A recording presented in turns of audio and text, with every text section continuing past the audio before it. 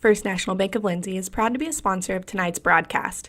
Whether you're looking for a business loan, personal loan, or a certain type of deposit product, chances are we have what you're looking for. First National Bank, locally owned and operated, insured by FDIC, Equal Housing Lender.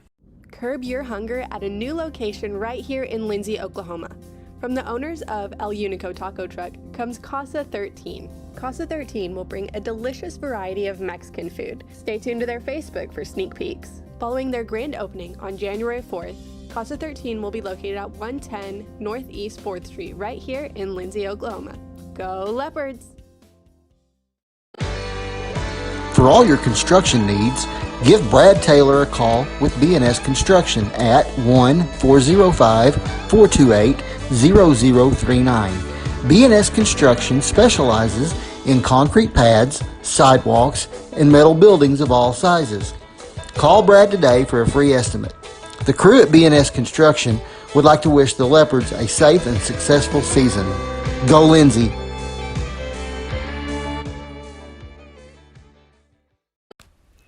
For all your oil-filled electrical needs, call Michael Sharrock with SOS Electrical.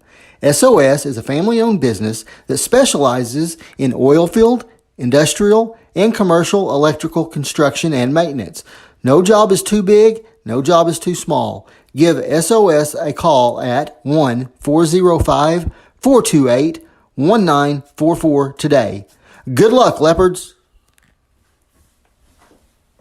For over 68 years, Winans Funeral Home in Maysville, Oklahoma has been serving families in the area during their greatest time of need, the loss of a loved one. We treat each family as if they were our own and consider it a true calling to minister to each and every family that calls upon us. We don't take caring for your loved one and your family lightly. Your care is important to us. Call on us 24 hours a day, 7 days a week, where our staff can assist your family with immediate need with the loss of a loved one, pre-need arrangement planning, pre-need burial insurance, along with questions regarding funeral burial trust accounts, Veterans Administration, and Social Security benefits questions. Myself, John W. Williams, Teresa, and Claudia are well experienced in these areas and will be more than happy to assist you in any way we can.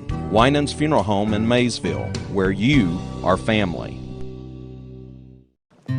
This is Dr. Matt Shelton with Lindsay Family Dentistry. I'm a 1997 graduate of Lindsay High School and have been practicing dentistry in Lindsay since 2006. We welcome you to come to our dental practice so we can help you and your family with all your dental needs. We offer dental services for everyone at every age, from braces to aligners to crowns, bridges, dentures, and implants. Give us a call today at 405-756-4093 or stop by at 102 Southwest 7th Street and let us give you the healthy, beautiful smile you've always dreamed of. American Exchange Bank, right here in Lindsay, is a locally owned and operated community bank that believes in just that, you, a community of fellow Leopards. We love our customers. We feel very grateful for each one. So if you are looking for a safe place to put your money, need help achieving that next dream project, or are simply looking for a different banking experience, give us a call at 405-756-3101. We look forward to serving you each day. Member FDIC and Equal Housing Lender. The team at Streamline Services contributes a great deal of their success to hard work, experience, and above all, a positive health and safety protocol. There is every reason they should be your next phone call for any of your oil and gas swabbing needs. Give Austin Smith a call today at 1-405-756-7763 to see how Streamline Services can help with your project while ensuring safety and professionalism without sacrificing quality work being done. Everyone at Streamline Services wishes the best of luck to everyone at Lindsay Public Schools this year. Go Leopards! Are you tired of doing laundry? Give Sunshine Suds a call and let them do it for you. Sunshine Suds will wash and fold your clothes, and they also offer dry cleaning. Sunshine Suds also does quilting and alterations. Load up that laundry basket and head to Sunshine Suds, located at 107 Southwest 2nd Street in Lindsay, Oklahoma, or give them a call at 405-756-2850.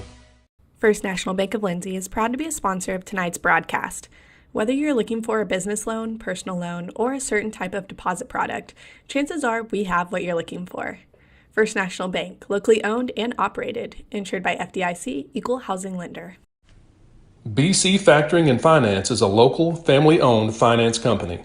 We assist small businesses with flexible and creative financing solutions to meet their cash flow needs. Call us to discuss ways we can help free up your time to focus on building your business. Visit us online at bcfactoring.com or give us a call at 405-259-2104. Go, Lindsay!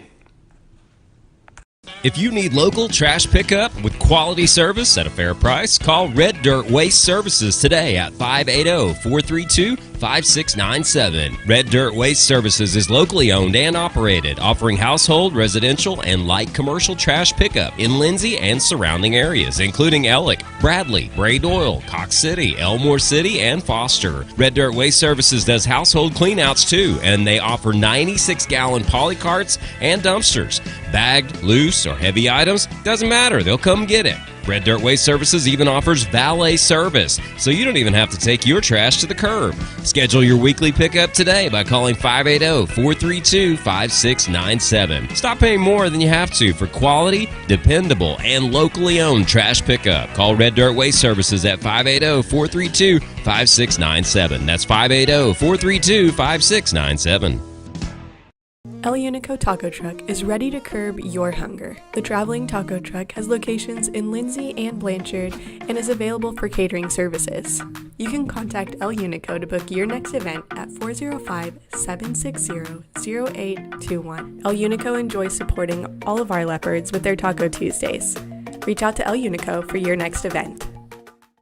Hughes Heat and Air is a family-owned business that serves Lindsay and surrounding areas. Hughes Heat and Air provides service for residential and commercial jobs, including simple repairs and new installations. Hugh and his crew take pride in providing professional, efficient, and reliable work at affordable rates. For your next heat and air project, give Hugh a call at 1-405-756-6399. Good luck, Lindsay. Capturing all your special moments is such a blessing to me, from running down the ball field to walking down the aisle. Call or text Photography Blessings by Lacey for all your photography needs. 405-428-0305. Go Leopards and Leopardettes. Hey Leopard fans, we at American Exchange Bank are excited for another year where we get to continue our support of Lindsay Leopard Athletics. Join us in cheering on our Leopards or catch all the action right here on KBLPlive.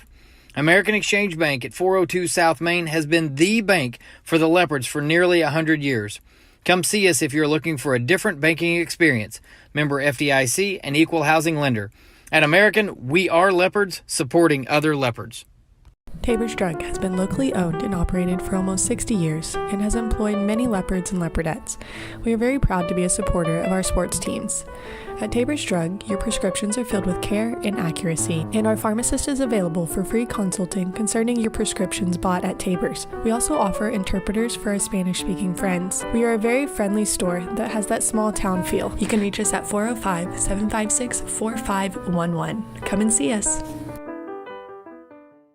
Car Care Center is your hometown auto repair shop right here in Lindsay, America at 211 West Cherokee, providing complete automotive repair on foreign and domestic cars and trucks. So if your ride needs repair or service, Car Care Center can get it done. Whether it's radiators, mufflers, brakes, or diagnostics, Car Care Center can handle whatever you need to get back on the road. Call Car Care Center at 405-756-1447. That's 756-1447. Available Monday through Friday from 8 a.m. to 5 p.m. That's Car Care Center at 211 West Cherokee in Lindsay. Clements Insurance provides insurance coverage to best suit your needs. We offer auto, home, farm, life, and business policies. Come by 109 West Chickasaw or call 405-756-2253. Clements Insurance is carrying on the tradition to satisfy you. So come see me, Keith, or Beth. Go Lindsay. Whether you want to promote your business or unite your team, depend on Design It. Locally owned and operated, we are dedicated to offering the service you need to give you the results you deserve. We are committed to providing you with custom screen printing, embroidery, custom graphic designs, logo designs, and we have a creative arts department and an in-house artist who can take your idea and give it our professional touch with custom art services. Contact us today.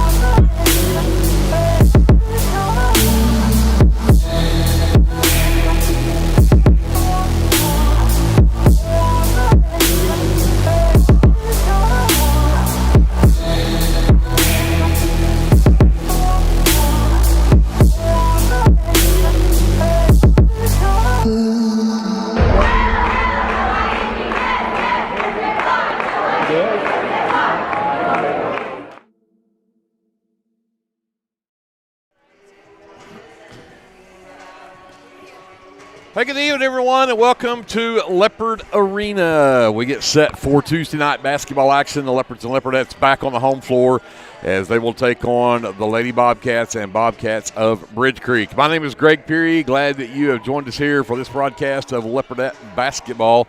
And alongside me, Glenn Shoemake. And Glenn, the weather outside is not so favorable for any kind of living creature. No, but it's going to get better, and then it's going to get worse, and then it's going to get better, and then it's going to rain for a week. And well, you're just full of all kinds of good news, Glenn. I'm wishing you to just stay at home then. My wife was like, this is why I hate winter. It's just miserable. It's miserable. I was actually down at the Right Cut earlier today and talking with Deidre, and said she had a client that told her, you know, in wintertime I can do it a lot better because you can always put on more clothes. And she said, come feed cattle with me. You cannot put on enough clothes. Yeah. So, but it is cold outside. It's nice and toasty inside of Leopard Arena, and this is a game that these two teams met the very first game of the season up in Bridge Creek, and the Leopardettes came out on the winning side of that game, 44-32 over the Lady Bobcats of Bridge Creek, and they got 15 points from Maddie McGowan in that ball game. Had 17 from Brecken Klein. Brecken had 5 threes in that game. Mm-hmm. Probably her best game of the season, I think. Yeah. Even though she's deadly from three, she's kind of has fallen off, and some of her minutes have fallen off. Could attribute to that, but again, a big night for her that night as well. But the Leopardettes came out with that 12-point win. And so they'll meet them for the second time, but they're going to take on a Bridge Creek team that comes in just 3-10 on the season. Picked up a couple of wins here late as they played actually Lawton out of Class 6A down in or over in that Noble tournament. Part of me says that had to be their JV team, but picked up a win over them, 45-34, beat Little Axe a week ago, 48-20 in that game. Their only other win came against the Durant JV in the Wynnewood tournament back before Christmas. But came off a loss to Comanche, 33-52. They lose to the Lady Indians on Friday night before coming into this ballgame here tonight. So, again, a rebuilding season probably for this Bridge Creek team. But they've got a lot of seniors on this team. But they start typically with a bunch of sophomores, a freshman, a sophomore, and 3 juniors is what they did last time. So, again, I think Coach Van Buskirk's just trying to find out which combination works. Yeah, and, they go as Isabella Hernandez goes. She is just a freshman, but – she is by far their best offensive threat on the night, and so she is probably going to draw Cannon Russell's defense for the evening to start off with. But I think it's important not to look at the records. And when you're in the second half of the season, you've just got to look at goals and, hey, we've got to do this better, we've got to do this better, we've got to do this better. And it doesn't matter who the opponent is, you've got to go out and take care of business and get better every day, because you're trying to peak come the end of February. So, well, and I think it's right. In fact, I talked to Coach Cater just a few minutes ago, and he says they all feel really well about after coming all the way. They had that big win over Pauls Valley last Friday night and beat them 50-39 after Pauls Valley had beat them by 6 in the Charles Catlett Classic. But 21 points from McGowan in that ball game. She made a living at the free throw line. As she was 2, 4, 6. She was 8 of 11 from the free throw line in that game for 8 of her 21 points. Had a three-pointer in that third quarter. She had 8 from Cannon Russell, had 9 from Leslie Wilmot. The Leopardettes did not shoot well from the free throw line, and I think that's one of the things when you start setting goals and you start talking about what we need to do to get better. The Leopardettes as a team are just 55% from the field or from the free throw line on the season.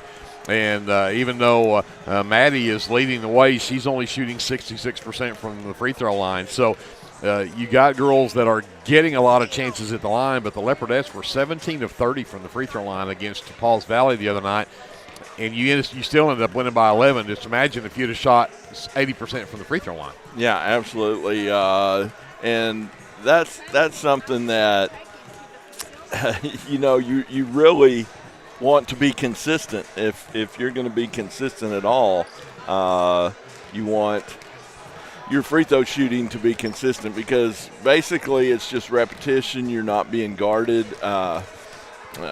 When I played, I wasn't very good, but I could make a free throw, and I'd laugh at those guys when they'd foul me, because they could guard me if we were in an offensive set, but they can't guard you at the free throw line. So you really want to be good at shooting free throws and know who your good free throw shooters are. Well, Maddie's had 65 free throw attempts. She averages 5 free throws a game. And, so again, the Leopardettes really need to pick that up. But I think, again, they feel good. They really did gel well against Pauls Valley the other night. So I think they're excited about coming in and playing this Bridge Creek team. And again, a little more momentum. And then you'll move into the tournament at Bridge Creek coming up this Thursday, Friday, Saturday.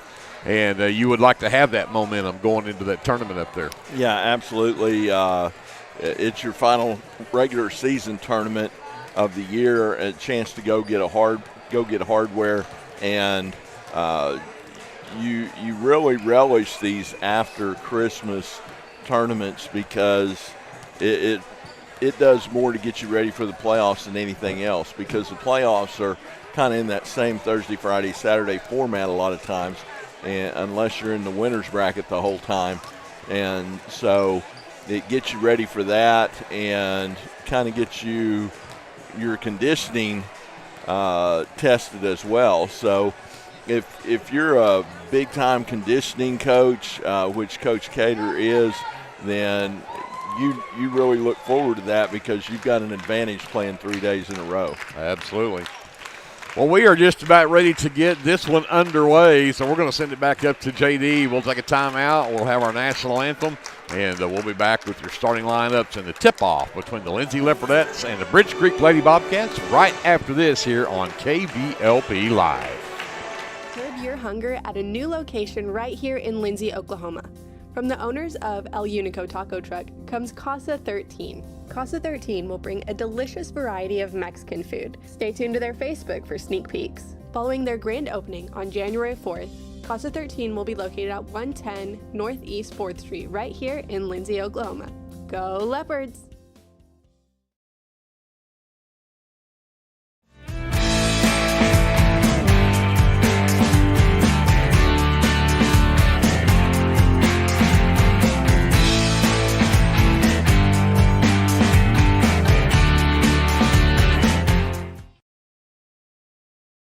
This is Brandon Cottrell, pastor at Calvary Baptist Church. Just want to take a moment and invite you to come worship with us this Sunday. Classes begin at 9:30 and worship follows at 10:45. We have something for all ages each Wednesday night. Meals begin at 5:30 and Bible study follows at 6:30. We would love to have you come be a part of our worship. We are located 410 West Chickasaw. Come join us. For all your tax services, contact Grant and Katie Johnson, CPA. Grant and Katie are certified public accountants that provide full-service accounting, bookkeeping, payroll, and tax services. With 2 offices, one located at 600 Southeast 4th Street in Lindsay, Oklahoma, and another at 313 North Walnut in Pauls Valley, Grant and Katie are ready to meet your CPA needs. Give Grant or Katie a call at 405-238-2727 and set up your appointment today. Hey Leopard fans, this is Nick Johnson from First Baptist Church Lindsay. At First Baptist Church, we are a family ministry and desire to faithfully proclaim the gospel in Lindsay and beyond. We would like to invite you to join us every Sunday for worship at 9 a.m. and Sunday school following at 10:15. Our Wednesday evening activities start with dinner at 5:50, and then we have Bible studies for children, youth, and adults starting at 6:30. First Baptist Church is proud to support the Lindsay Leopards, and we wish all of our student athletes a successful season. From all of us at First Baptist Church Lindsay, go Leopards! Hey there, this is Trace Adams with Hassler Hot Oil Service. We are family owned and operated with over 25 years experience. I am a 4th generation Lindsay Leopard, and we proudly support Lindsay Leopards and Leopardettes athletically and academically in all their endeavors. Call my dad, Greg Adams, at 405-756-6075 for all of your hot oiler needs. Again, that's 405-756-6075. Go Lindsay! Hi, I'm Jess Thornburg with Homestead & Co. Realty. I'm a local realtor that lives locally. I live here and I work here. Growing up in rural Oklahoma, I was taught the value of doing the right thing. I know how valuable relationships are with good people. So I'd like to apply for the relationship of being your realtor. I'm not a high-pressure salesperson from the city, so call me at 405-471-9855 when you're thinking real estate. You'll get information from a real person without the sales pressure. Call me at 405-471-9855. Let's go, Lindsay. Get your game day, or any day, off to a great start with Hot Mess Coffee at 213 South Main in Lindsay. Hot Mess Coffee Co. offers coffees, lattes, teas, and other tasty beverages, plus great food, too. Good luck to the Lindsay Leopards from Hot Mess Coffee Co. and Java House Realty at 213 South Main in Lindsay. Welcome back inside the Leopard Arena as we get set for this girls matchup between the Lindsay Leopardettes and the Bridge Creek Lady Bobcats. Let's get first to the Lady Bobcats. Their starting lineup starts with a sophomore, number 1, Jocelyn Shackelford. A junior, number 2, is Molly Epps. Sophomore, number 3, that is Haley Wallace. A senior, number 12, Cadence Hodge. And the freshman that Glenn talked about earlier, Isabella Hernandez. She wears number 40. Hernandez lit the Leopardettes up when we played them that first game of the season. I think she had 14, had 4 threes in that ball game, and led the way. Caitlin Powell was the other one that was in double figures of that ball game as they turned the lights out on me just as I went to read that. Again, the Lady Bobcats are 3-10 coming into tonight's matchup. Head coach Bree Van Buskirk, assisted by Berenda Dalrymple and Christian Dedman. For the Lindsay Leopardettes, they are 7-6 on the season. And they will start at guard, a 5'5 junior, number 1, Gentry Wilmot. At forward, a 5'10 junior, number 5, that is Madison McGowan. Also at forward will be a 5'8 junior, number 10, Leslie Wilmot. At guard, a 5'5 junior, number 22, Cannon Russell. And Rounding out the starting five for the Lindsay Leopardettes will be a 5'4" senior, number 24, Eris de Valenciano. So Valenciano, Russell, Leslie Wilmot, Madison McGowan, and Gentry Wilmot, the starting five for the head coach of the Leopardettes, Brian Cater. He is assisted by Johnny Dodd, and once again the Leopardettes are 7-6. Coming into tonight's contest, my name is Greg Peary alongside Glenn Shootmake here courtside. Up top, J.D. Scruggs, Andrew ESPN Lyon, and Kevin Scruggs. Brianna Miller at our studios, getting us going on the FM side. Yeah. We are just as popular as the players are out here, just but from the officials. We did. I think this same crew did the same thing last time. We told them it's just because they want us to say nice things about them. Yeah, absolutely. Yeah. I do think they are one of the better crews myself. Yep. McGowan steps to the center circle up against Cadence Hodge. And McGowan easily controls it in the backcourt to Gentry. She'll give it up to Cannon Russell. Cannon works to McGowan, right wing. She'll work back to top of 20 circles, back to Russell. She stares right wing, waits for McGowan to cut up through. Got her wide open top of the key. 3-ball for Maddie on the way. To front of the rim, no good. Gentry had the rebound. It's now loose on the floor, and we'll end up with a jump ball that will give it back to the Lady Bobcats. Yeah, good set right there, and got a wide open look for Maddie, and she normally hits that when she's open and just couldn't quite get it to fall. Hodge, Leopardettes with full court pressure in the backcourt. Hodge pushes McGowan to the top of the key, goes around to a screen from Epps.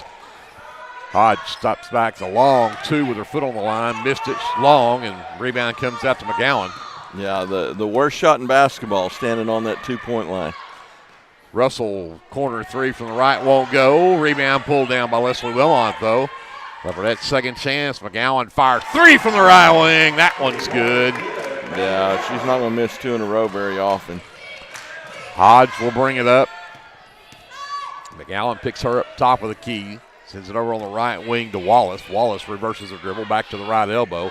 Inside goes to Epps, and we're going to have a travel call on Molly Epps. That'll be turnover number one against the Lady Bobcats. Yeah, Bridge Creek, to their credit, they've got some good movement going on their offensive end. We'll see if how their shooting goes, because that's usually where their problem lies.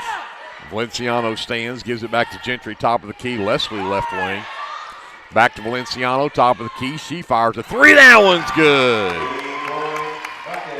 Valenciano's three makes it 6-0 Leopardettes early. And the timeout's going to be called by Coach Van Duskirk from Bridge Creek. We're a minute and a half into this first quarter. We'll come back after this timeout. This is Leopardette basketball being presented by the First National Bank here on KBLP Live. With Oklahoma's weather being unpredictable, you need a trusted roofing company. At Legacy Roofing and Construction, we are proud to serve Lindsay, Oklahoma, and the surrounding areas. Call Legacy Roofing and Construction for a free estimate at 405-756-8855 or visit our website at legacy-roofing.com.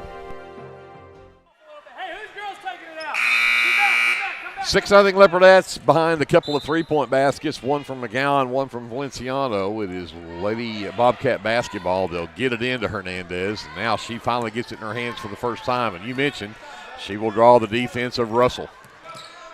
Yeah, Cannon always and gets the – Cannon took it away from her, but it ended up in the hands of Wallace. And then Wallace gets tied up down low, possession arrow with the Leopardettes. So here comes Russell. Epps will wait at her at midcourt. Sends it right wing. Valenciano feeling it. That one's too strong, but McGowan another rebound. And she'll take it in the lane. Draws contact from number 40, Isabella Hernandez. First foul of the ball game.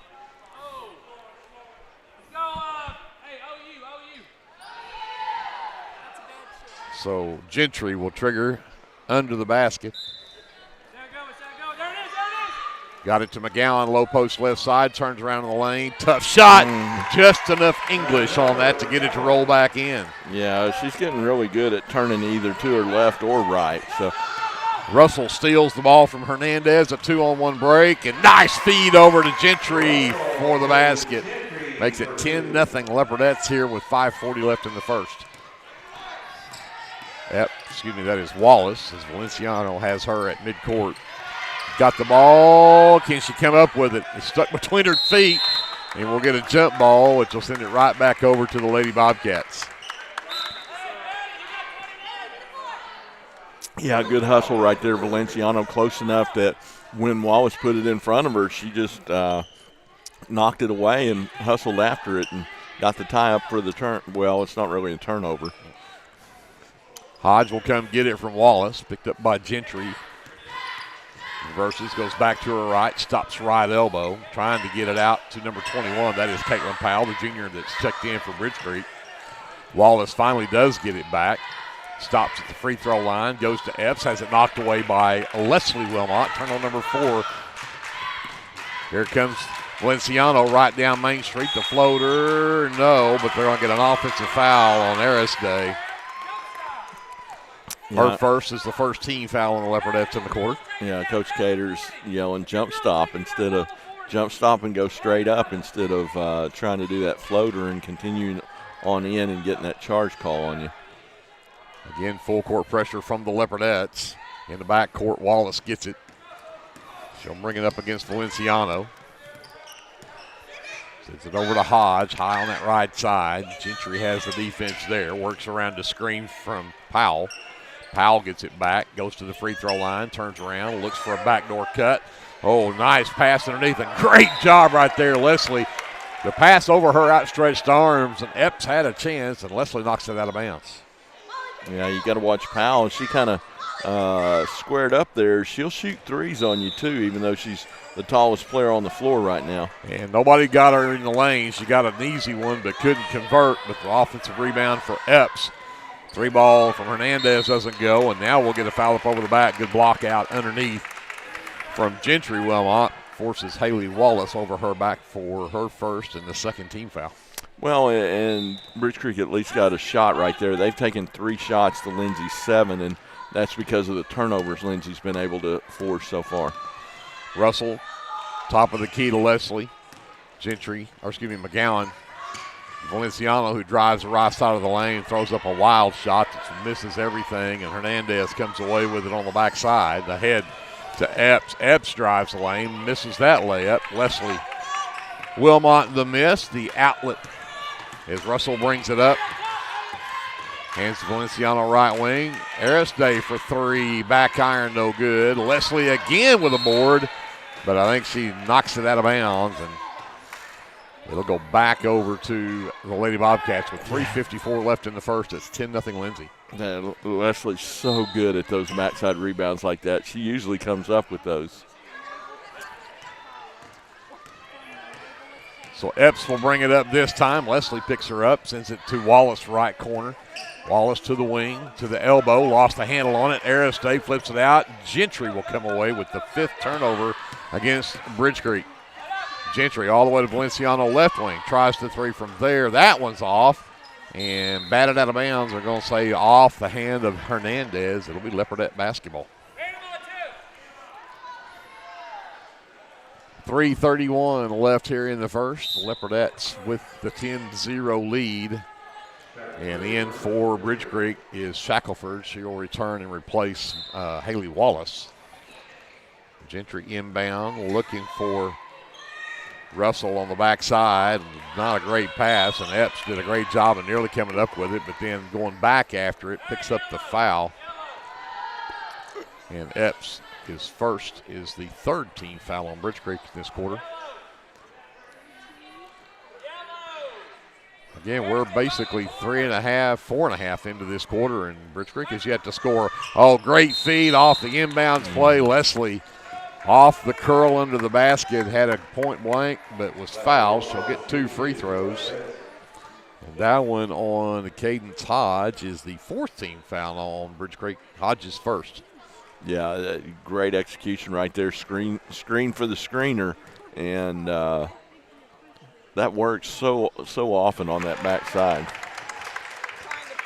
Leslie Wilmot knocks the first one down to make it 11-0 Leopardettes. And Leslie second one on the way, and that one will bounce in for her as well. 12-zip Leopardettes on top.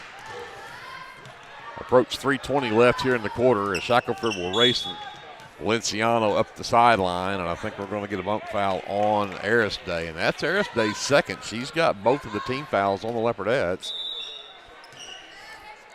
So Shackelford looks to inbounds again. Hernandez will get it. Russell on the defense. Hernandez right down Main Street. Floater is off the mark.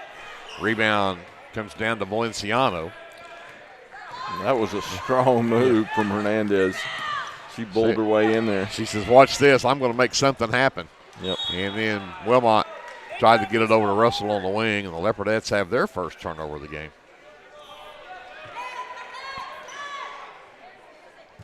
They'll stay in this full court man pressure against Bridge Creek. Hodge will come get it. Russell's basically just denying everything for Hernandez. Gentry bugs Hodge all the way to the right, comes back, reverses to the elbow, hands to Hernandez, and then she'll work around a double screen, and then I think we're going to get a foul called on a moving screen from Molly Epps. That's Epps first, and that's the 5th team foul. Yeah, they were trying to set a double screen, one on each side, so Hernandez could pick which way she went, and she chose to go left, and Cannon tried to spin off of Epps's screen, and Epps just moved with her, and that's a moving screen. McGowan between the rings, sends her back right wing to Russell. Russell works back up top, sends it over to Gentry left side. By the way, number 4, Gracie Bray, the freshman, has checked in for the Leopardettes. Back up top to Gentry. Leslie tried to draw the charge there from Isabella Hernandez. They don't get the charge, but they will get. Yeah, Hernandez. Hernandez is for her second. So. Yeah. She's playing really physical right now. She pushed Gentry down to start off with, and then Gentry got back up, and then she fouled her again. Fouled her on the shot that time. Yeah. So at the free throw line, Gentry Wilmot for 2. She'll knock that one down for her 3rd point in the quarter.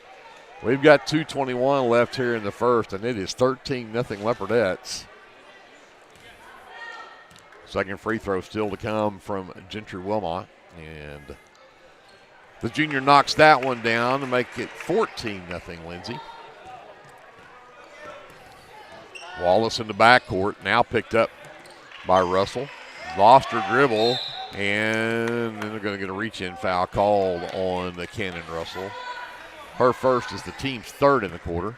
Yeah, a little too handsy right there. Got her hands out in front and caught a couple of arms there of Wallace. Inside, Powell turns around on McGowan, puts it up and in. Nice move from Caitlin Powell for the first basket for the Bridge Creek Lady Bobcats. Under 2 left here in the quarter. It's 14-2 Leopardettes. Russell works around the McGowan screen, gives it to Bray. Bray back to McGowan. 3 ball from Maddie straight on won't work. Leslie Wilmot, another board.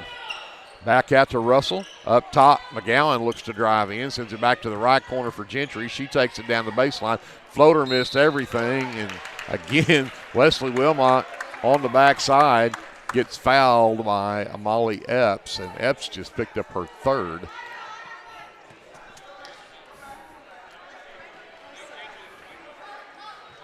Yeah, they subbed in. You can't sub in till the second shot now.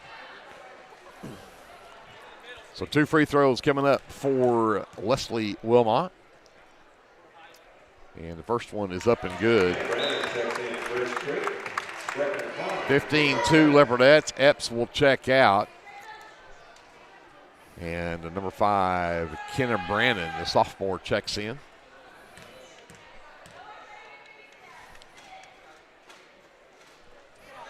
Both are good for Leslie. She's 4 for 4 at the line. It's 16-2 Leopardettes.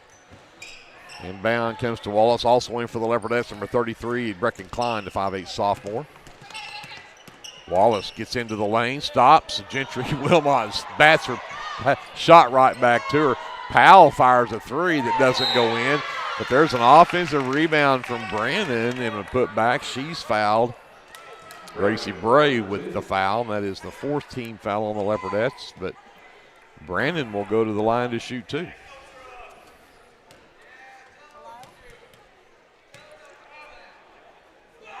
First one up and rattles out. It will not fall in.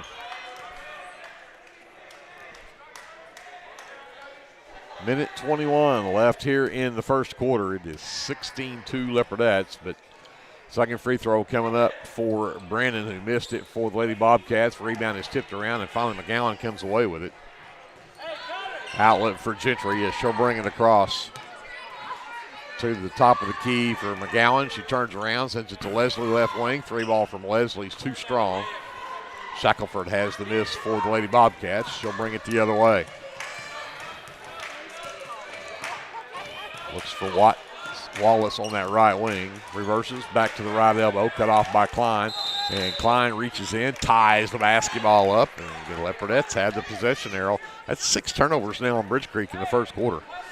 Yeah, and the shot disparity will show that at the end of the first quarter, too. Gentry brings it across, goes to the high post to McGowan. Hands to Brecken. She drives right wing. Dribble handoff to Bray. Back to McGowan. Left corner, Gentry. Back inside. McGowan turns around against a double team. Shot was blocked, but there's Leslie. Got it. Put it back over to McGowan across the lane, who put it up and in. Leslie Wilmot's got 5 rebounds already in this ballgame. I bet they're all offensive, too. Probably so. Hodge takes Gentry to the baseline, so reverses back into the lane. Good defense there. Back out to Wallace. She gets around Klein momentarily, but Klein catches up, and then somebody pulled off of Shackelford. She missed the point-blank shot. McGowan with her 4th rebound. And reach-in foul called on number 1, Shackelford. That's her first. And 2 free throws coming up now for McGowan. So free throws 7 and 8 in the quarter for the Leopardettes.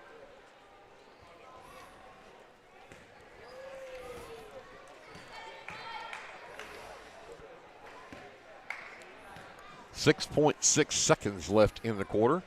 And McGowan knocks down the first one. She's got 8 already in the ball game.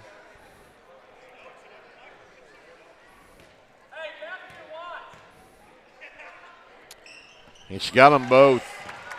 20-2 Leopardettes. Here comes Wallace. Picked up by Klein. Got around her. Got to the top of the key at the buzzer and count it.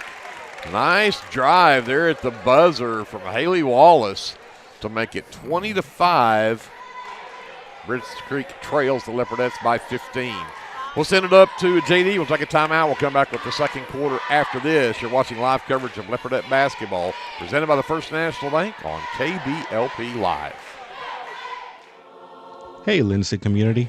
My name is Christian Torres, and I am the minister for the Lindsay Church of Christ. We would like to invite you to come and worship with us on Sundays at 10:45 a.m. and Wednesdays at 7 p.m. We're located at 1205 West Cherokee Street.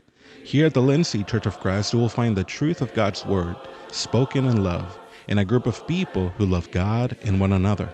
Do you have a Bible question? Well, we have a Bible answer. Come and worship with us and be edified at the Lindsay Church of Christ.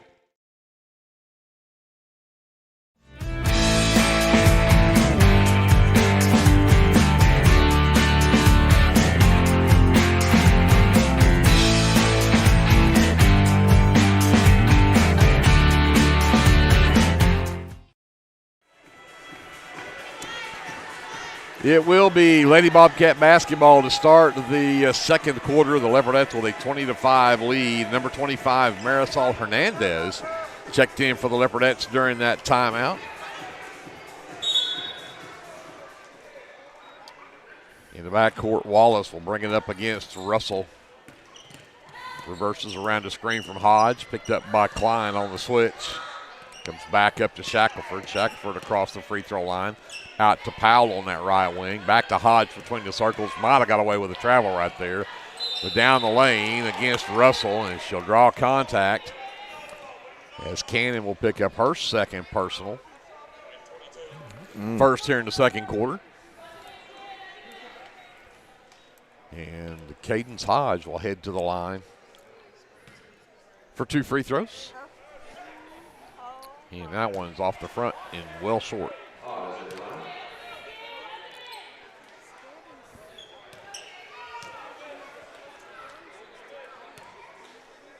Second free throw from Hodge on the way. That one's off the back iron. It's tipped, and they're going to say Wilmot was the last to touch it. So it'll stay with the Lady Bobcats. Wallace to inbounds. Got it to Powell at the left elbow. Has McGowan right on her. Works to the right side. Flips it out to Shackelford. Shackelford hands it to Hodge on the right wing. Lobs it up between the circles to Powell. Inside Hodge backing down, and then they're going to call a travel on Hodge as she tried to back Brecken Klein down. Yeah, she kind of thought about it and thinking about which way to go when she ended up switching pivot feet. So Russell will bring it up for the Leopardettes with a 15-point lead here in the second quarter, nearly a minute in. McGowan hands to Hernandez, gives it back to Klein. Klein over to McGowan in the right corner, drives into the lane, floats it up, and misses it. Brecken Klein, an offensive rebound. Russell out between the circles. Lob in the lane, McGowan triple team, throws it, tries to force one up, no contact called, and Shackelford will come away with it for the Lady Bobcats. Yeah, she's got to take one more dribble and get on around that girl, get on around Powell. Brannon to Powell, inside to Hodge, turns around against Leslie, and that one will not drop, but she'll get 2 free throws here. I think they'll get Leslie Wilmot with that. They did. Her second team foul in the quarter. Cadence Hodge back to the line. The Lady Bobcats so far are 0 for 4 from the free throw line.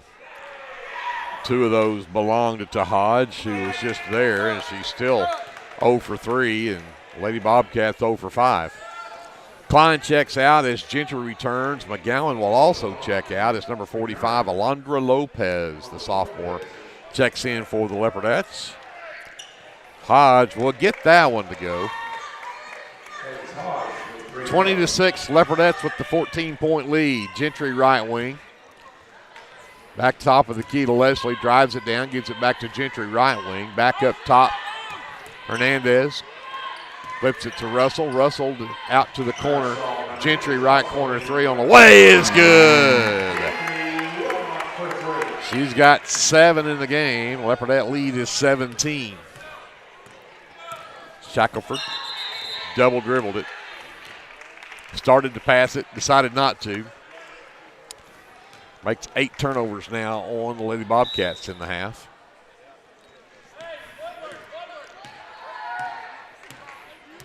Russell sends it left side. Leslie. Russell around the screen from Lopez. Nice feed from Leslie Wilmot. The left-hander from Russell, her first basket of the game. Yeah, good recognition right there to see that she was open on the cut and get her to the ball.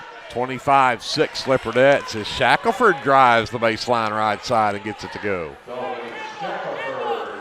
25-8 Leopardettes with 5:40 left in the half. Lopez breaks out to the left wing. They'll screen for Hernandez, top of the key. She'll work to the elbow, gives it to Russell right wing. She'll work back across, and Coach Cater goes to tie him out. Offense not working the way he wants it to work, so we're going to talk about it. 5:24 left in the second quarter. Leopardettes up by 17 when we come back after this timeout. This is Leopardette basketball, presented by the First National Bank on KBLP Live. If you have a hankering for the best barbecue in South Central Oklahoma, then get yourself down to the Meat Locker Barbecue in Lindsay. Every Monday, Thursday, and Friday, located just off of Highway 19, 106 Northwest 40. At the Meat Locker, we work hard to bring you the most consistent, delicious, slow-smoked barbecue around at a price that won't break the bank. And don't forget, we cater too, and we'd love to do the cooking for your next event. So come see us or give us a call, 405-428-1198, and visit our new website at meatlockerbbqok.com for the latest Meat Locker merchandise. We're proud to sponsor this broadcast of Lindsay Leopard Athletics and want to wish all the students, faculty, and staff a successful year.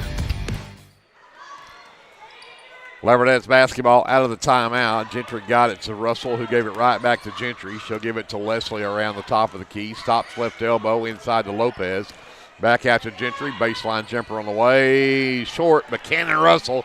The offside rebound. Her putback is blocked, but right into the hands of Lopez, who is fouled on her putback attempt. So 2 free throws coming up for Alondra Lopez as the foul called on number 32. That is Ray McCutcheon, who checked in during that timeout. First team foul on the Lady Bobcats in the quarter as Valenciano returns, replaces Hernandez. Lopez did hit the free throw, by the way. Her second one, her first free throw, I should say. Her second one will drop in as well. Got the shooter's roll off of that one. Absolutely, that was. 27-8. Leopardettes with a 21-point lead, 5 minutes left in the first half. Wallace stripped by Russell and then traveled with it. I'm not sure about that. Yeah. I think it's a loose ball. She had lost contact and got it back. I think she's allowed to switch pivot feet at that point, but it looked like a walk, but I don't know that it was. Lopez gets it from Russell left wing, back up top, Gentry. Flex cut. Russell on the right wing. There she is. Give it to her. Lopez underneath, turns around, sends it up to the left elbow. Leslie Wilmot with the basket's got 6 in the half. It's 29-8. Leopardettes a 21-point lead. Wallace got away from Russell momentarily. Now back to the right side over to McCutcheon. Inside Hodge turns around and Lopez reaches in, picks up the foul. That'll be Alondra's first. Team's third in the quarter, but this will send Caden Hodge back to the line for 2 more. This will be her 5th and 6th free throws, even though she's only 1 of 4 so far. But that one will drop in. She may have found the stroke. Powell and Hernandez returned for the Lady Bobcats. McCutcheon and Brandon check out. Hodges' second free throw does barely even draw his iron, and it'll be out on a Shackelford. It'll be Leopardette basketball.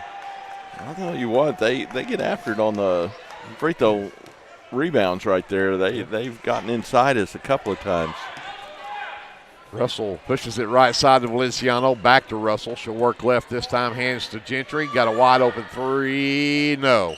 Rebound batted out by Hernandez. Right to Gentry and Valenciano with her second 3. 32-9 Leopardettes. 3:45 left here in the first half. Hernandez on the dribble. Valenciano stays with her. Works down around behind the screen from, we're getting an offensive foul called on Hernandez. Nice job underneath from Leslie, as Isabella Hernandez just picked up her 3rd. Yeah, they're going to roll the dice, I think, and try and leave her in there. 3:37 left here in the first half. Leopardettes with the ball and a 23-point lead. Russell across, by the way, McGowan checks back in for Lopez during that timeout. McGowan gives it back to Russell. She'll drive down, leave it for Valenciano. Back out Gentry, top of the key, back to Russell. Russell down the lane, got away from her girl, missed the shot, got her own rebound, and put it back in, though. Good hustle right there, getting that miss and putting it back in. Pushes the Leopardette lead to 25 with just about 3 minutes left to go here in the first half. Hernandez with Valenciano on the defense, gives it to Powell. Inside Hodge, and Leslie from behind reaches around, picks up her second personal, fourth team foul. So no free throws yet. Shackelford will inbound on her own baseline.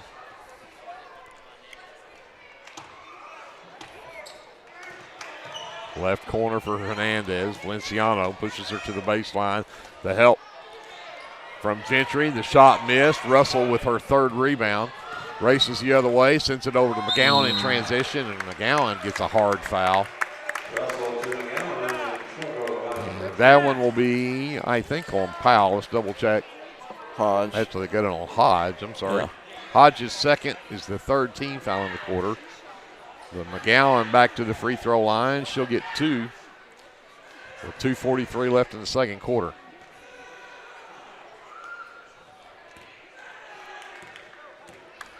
McGowan's first one on the way, and that one will not drop. Breaks the streak that we weren't talking about. That was 10 for 10 up to that one. Now it's 10 for 11. But we're 11 for 12. Yeah. 35-9 Leopardettes with 2:40 left. Hernandez works on Valenciano. Sends it over to Wallace, right wing. Russell closes out quickly, gets it to Shackelford, who drives in on Gentry. Back to Wallace, right elbow jumper is too strong. Rebound underneath, good block out from Valenciano. Outlet for Leslie, pushes it ahead to McGowan left side. Takes Powell into the lane, right side. Floater up with the right hand and good for McGowan. This is the Leopardette lead to 37-9 with 2 minutes left in the half. Hernandez cannot get away from Valenciano. Fires, finally got a three. Cannot get it to drop. Cannon Russell another rebound. She'll push it ahead. Cut off by Powell. Comes back out to McGowan. Free throw line. Leslie Wilmot. It's too strong. Thought Russell was going to go. Oh, there's a block on a pass from Gentry Wilmot. Forces the turnover. And the three ball from the left wing for Valenciano. She's feeling it tonight. That's her third three. 40-9 Leopardettes. We're getting an offensive foul on Cadence Hodge there as she put in a forearm up beside, I think, the head of Leslie Wilmot right there. That's Hodge's third, fourth team foul. Hodge and Wallace check out. Epps and McCutcheon return for the Lady Bobcats.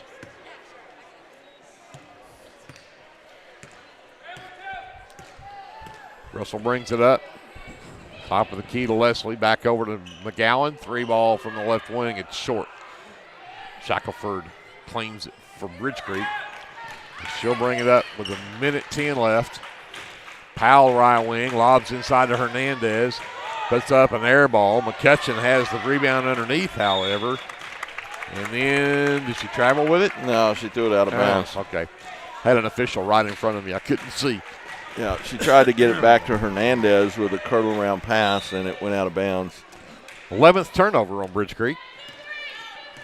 As we've got under a minute to go here in the second quarter, and the Leopardettes may try to hold the ball. Do we know how to do that? Maybe. Valenciano up top to Gentry. Especially against the zone. Yeah.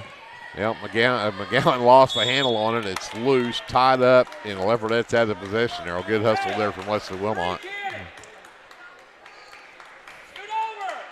41.9 left in the half. Leopardettes bringing it under their own basket. They'll lob it out to Russell, who lost it but got it back. Valenciano left side. Gentry out between the rings to the high post. McGowan turns around to free throw line. It's too strong. Leslie Wilmot tips it. McGowan tracks it down, saves it. Great hustle from McGowan. Rebound on the missed shot from Russell from McCutcheon, and the reach in from Gentry Wilmot. Her first, and that is the 15th foul. This should be free throws. Yep. So our Ray McCutcheon will head to the free throw line with 18 seconds left before halftime.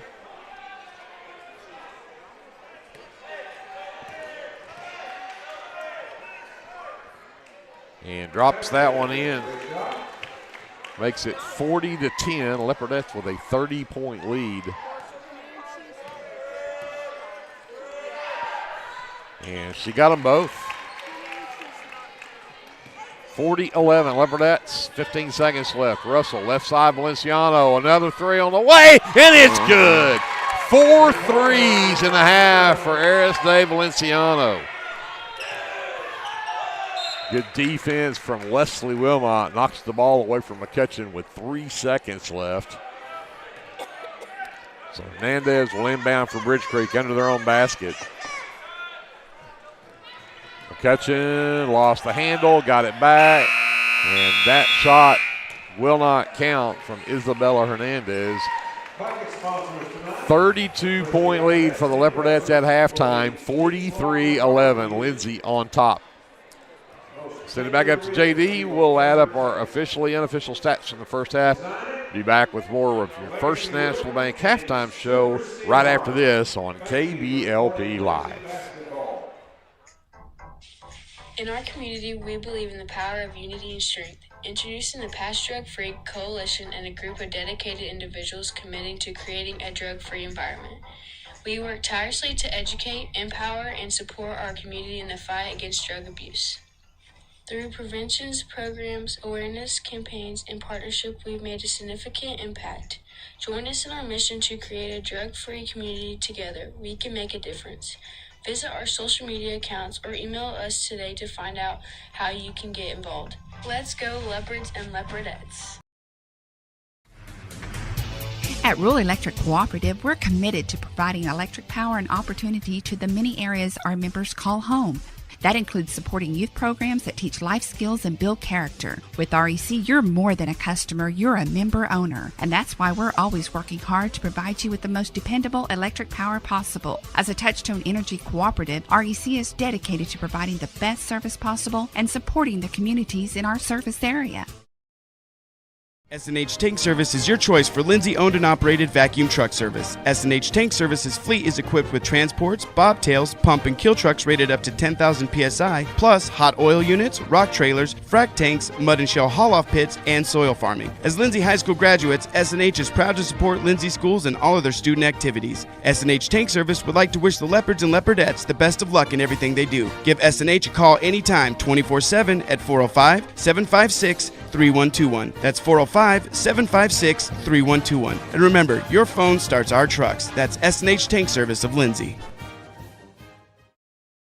Do you have your Oklahoma medical marijuana card, or do you need your card? Rusty's can help you with that. We are your local vape shop and dispensary with more than 6 years of service as a modern smoke shop. Rusty's is located 1 block north of Cherokee Street at 204 Northwest 4th Street in Lindsay, and half a mile east of I-35 at 2401 West Grant Street in Pauls Valley. Get your stash at Rusty's.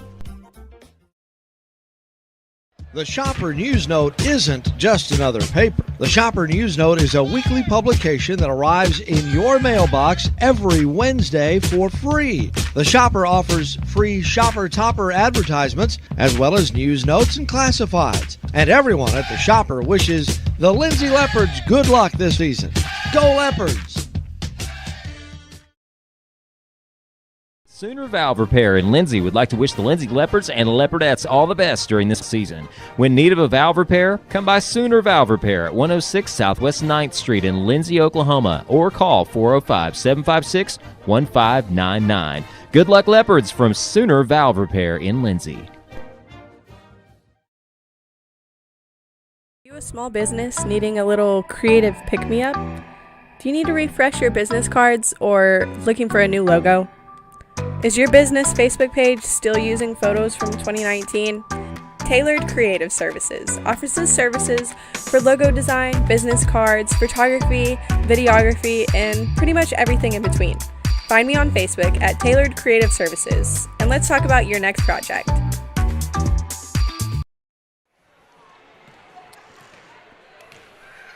Back here at halftime, and the Lindsay Leopardettes with a 32-point lead over Bridge Creek. 43-11 is our halftime score. Looking at the unofficial stats from the first half, Bridge Creek has a 3-point basket from Haley Wallace to lead the way for Bridge Creek, and with her 3. Shackelford, Cadence Hodge, Caitlin Powell, and Ray McCutcheon all have 2 apiece. And the Lady Bobcats are 4 of 10 from the free throw line. For the Lindsay Leopardettes, 2 players in double figures already, and we'll start with Ariste Valenciano with 4 threes in the first half. Has 12 points in the ball game. Maddie McGowan also has 12 in the half. 7 points from Gentry Wilmot, 6 from Leslie Wilmot, and 4 from Cannon Russell. 2 free throws from Alondra Lopez. Rounds out the scoring for the Leopardettes, who were 11 of 12 from the free throw line in that first half. Leopardettes are plus 11 on the glass. They out-rebound Bridge Creek 18-7 in that half. And Bridge Creek with 11 turnovers in the half. And I realize these are unofficial stats, but I've got the Leopardettes with just 1 turnover. Yeah, and I would have thought they had more. And I do remember the one we had, so I think you're pretty accurate on that. With all of that, we'll go over and talk about some numbers that I think will reflect a lot of that when we look at the shooting. Yeah, the shooting, just overall numbers, the Leopardettes have taken 32 shots to Bridge Creek's 14. Wow. And they took 9 shots in the first quarter. They only took 5 shots in the second quarter. Of course, they were shooting free throws too in the second quarter, but they finished the half at 2 for 10 from 2-point range, 1 for 4. 1 for 4 from 3-point range for a total of 3 for 14 for 21%. And for the Leopardettes, 7 for 16 from 2-point range, 6 for 16 from 3-point range for a total of 13 for 32 or 41%. So shooting the ball pretty well, and when they don't make it, I tell you what, Leslie Wilmot's been on the backside getting the offensive rebounds for them so they can get another shot at it. McGowan and Leslie Wilmot both have 5 rebounds apiece. Cannon Russell's got 4. So, yes, they have been big on the glass in this ball game. And, again, a rebuilding year for Bridge Creek, just coming in 3-10 on the season. In fact, the JV game looked a lot like this. Was 74-11, I think, or something. 64-11, I don't remember now, but was a big blowout as well on this girls' side. So, again, Leopardettes in business here, and we'll try to continue that here in the second half, and then we'll see a boys matchup coming up that'll be a lot more exciting, I have a feeling. Yes. Doing that. But that's been your First National Bank halftime show, and before we go away, there is a big fundraiser coming up that we would like to tell you about. That's going to be coming up this Thursday on the 18th, and it is a bingo fundraiser hosted by the American Legion Post 23 and their chapters. That'll be on Thursday the 18th at 301 West Choctaw. It'll run from 6 o'clock to 8 o'clock. They'll do a 50-50 drawing at 7.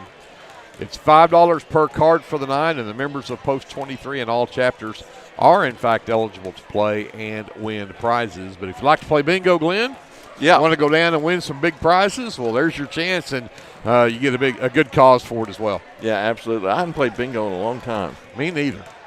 I don't even know how to use the blotter things they use. I use the cards that you slide the little thing over on them and cover the numbers up. But make your plans though to be down here at Lindsay, 301 West Choctaw, a bingo fundraiser hosted by the American Legion Post 23 and chapters. We'll remind you more about that coming up. Also remind you that the Lindsay Leopards and Leopardettes will be over in Bridge Creek Thursday, Friday, Saturday this week in the Bridge Creek tournament over there, and I'd lost my brackets, but I believe the girls play Chickasha at 10, and the boys will play the OKC Storm at 11:30, I believe, are the scheduled times for that on Thursday. So make your plans to be in Bridge Creek for that. Unfortunately, we won't be able to broadcast those games being that early in the day, but I have a feeling both of those will be wins for the Leopards and Leopardettes, and we'll carry their games for you on Friday. We're back to action here in the second half as the Lady Bobcats get the ball to start the third quarter. They immediately go inside to Powell, and a quick foul as McGowan picks up her first foul of the ball game, trying to shut down Kaylin Powell in the lane, and Powell will get a couple of free throws here. Yeah, Powell had double digits last time we played them, so she's definitely a threat. That free throw clinks off the front of the rim, no good.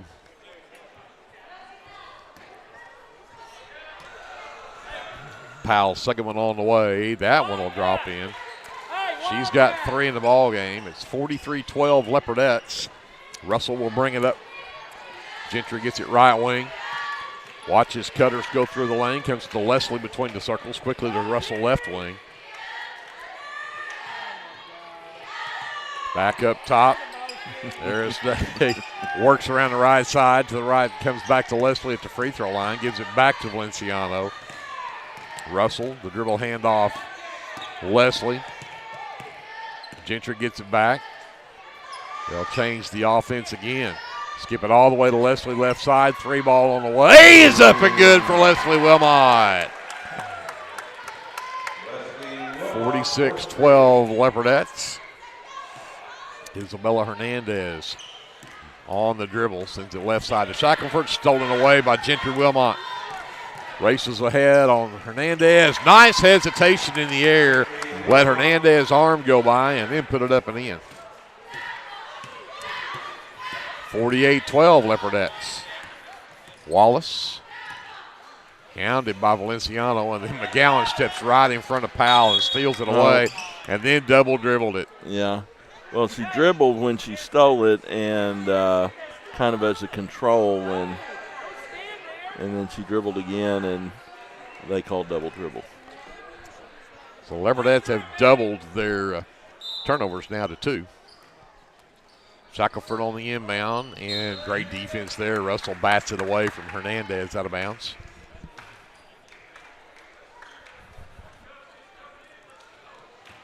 So Shackelford will try this again. Powell gets it in the corner this time and comes back out to Hernandez, who drives into the lane. A little space created there, but she can't get the shot, but the rebound ended up right back in her hands. Backs out left wing, 3 ball on the way, skips across, no good. Another offensive board for Epps. Powell turns down the shot top of the key, flips back to Hernandez. Hernandez down the left side of the lane, wild shot that will not drop, and McGowan will claim that one. Russell sends it over to Gentry on the right wing. Looking underneath, comes back up top to Valenciano, put the left side Leslie. Lob it down, got it around the outstretched arms of Powell, but McGowan could not finish. And Powell comes down with a miss. Right side for Epps into the corner right wing. Shackelford gave it to Powell, gave it right back to Shackelford in the lane. Throws one up that won't drop. Right over the front of the rim, and McGowan with the miss for the Leopardettes.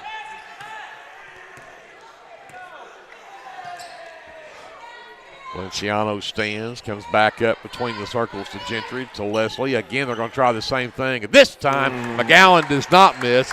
Got it from the left block up and in. Yeah, I got a little elevation on her shot that time.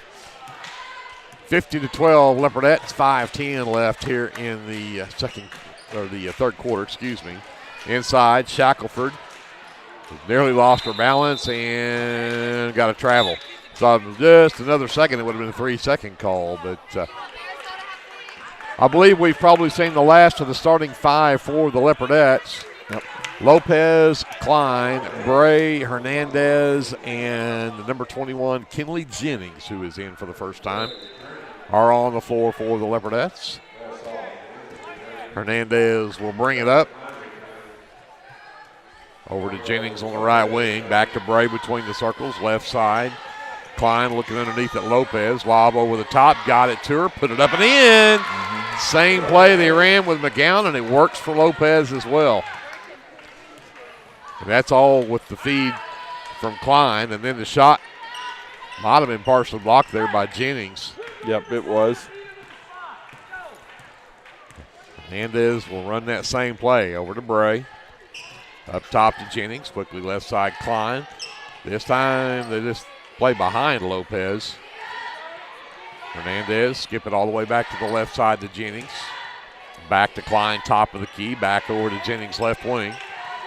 Hernandez quickly to Bray right side. Now they get it back inside, pass is tipped, and Powell will come up with the turnover. Bray nearly knocked that one away from Wallace, but Wallace managed to hang on to it and got it in. 52-14, the Leopardettes with the lead. We've got 3:45 left in the third. Jennings to Bray, left side to Klein. Skip it back over to Hernandez, right wing. She takes Epps to the baseline. Sends it back up top to Klein. Back over to Bray, left wing. Lopez, the left-hander, up and in. Lopez has 6 in the ball game. Back to a 40-point Leopardette lead at 54-14. Powell dribbles left, hands it off, and Jennings will get a reach in on Shackelford underneath. Her first is the team's second in the quarter, and we've got a timeout called by Lindsay. 3:14 left in the third. Up to JD. We'll take a timeout. Come back to Leopard Arena after this. Live coverage of Leopard basketball presented by the First National Bank on KBLP Live. Josh Martin and everyone at T&W Tire here in Lindsay, Oklahoma would like to wish the Leopards and Leopardettes the best of luck this school year.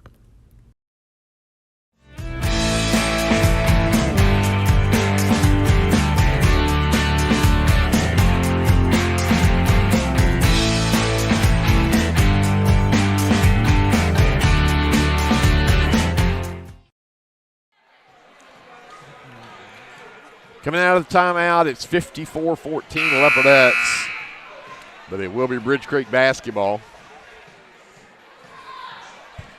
Isabella Hernandez, nope, actually Epps will step out to throw it in on the baseline.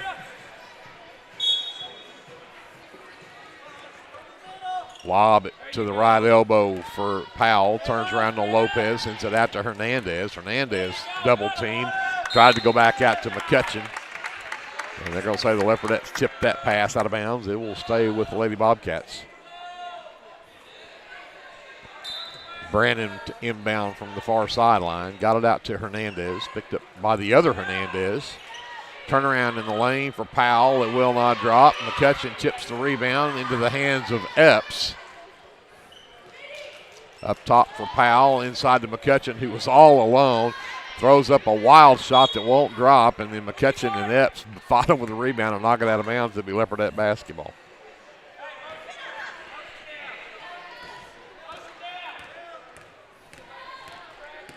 Hernandez brings it up against Epps. Dribble handoff to Klein. Klein around the screen. Comes back out to Jennings, right wing. Back to Bray into the left corner for Hernandez. Hernandez, the dribble handoff. Klein couldn't grab a hold of it. Now she finally flips it over into Marisol Hernandez. Klein back out to Bray on the wing underneath. Nice shot from Bray. Lopez turned around into a triple team and lost it. Epps on the dribble. Over into the right corner. And Brandon inside to Powell, turns around on Lopez, fell down, and they're going to call a foul on Lopez there, and Lopez had nothing to do with that. She turned around and fell on her own, but Alondra will pick up her second, the third team foul in the quarter.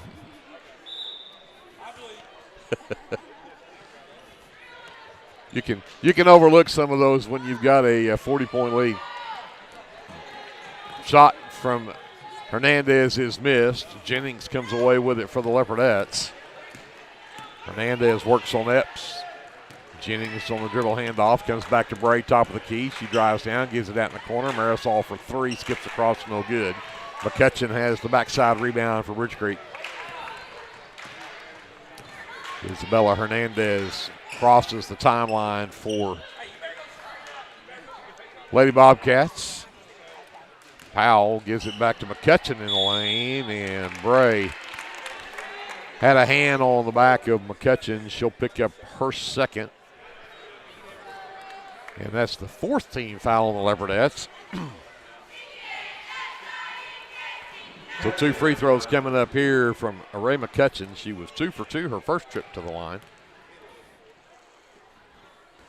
That one will not drop, however. Stays 54-14 Leopardettes as number 40, Harley Hillerbrand, the senior, checks in for the Leopardettes, replaces Alondra Lopez, and Aristide Valenciano comes back in, gives Gracie Bray a breather. Second free throw, McCutcheon drops in, makes it 54-15. A minute 15 left to go here in the third. Klein over to Valenciano, right wing, 3-ball on the way, and it's good. 5 threes and 15 points for Aristide Valenciano.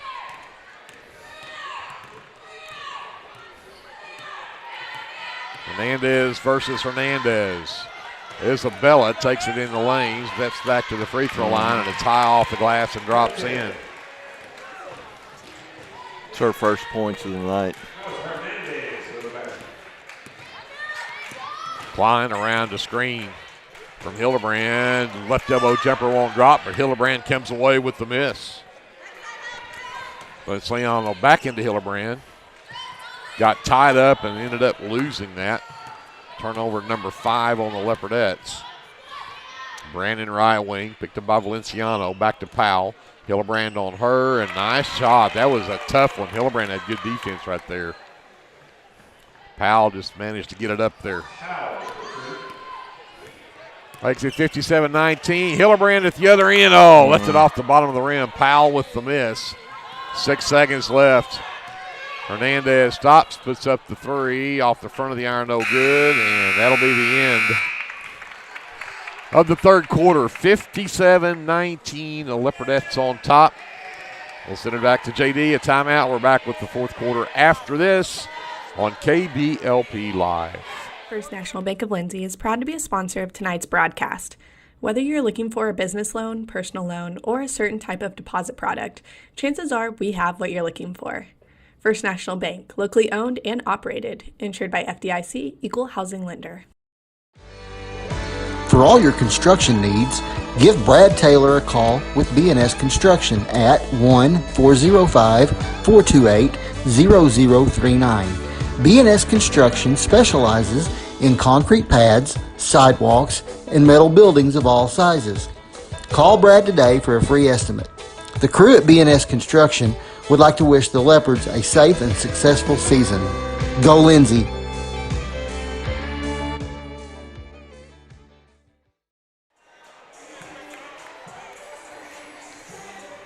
(57-19) as we start the fourth quarter. Leopardettes will get the ball.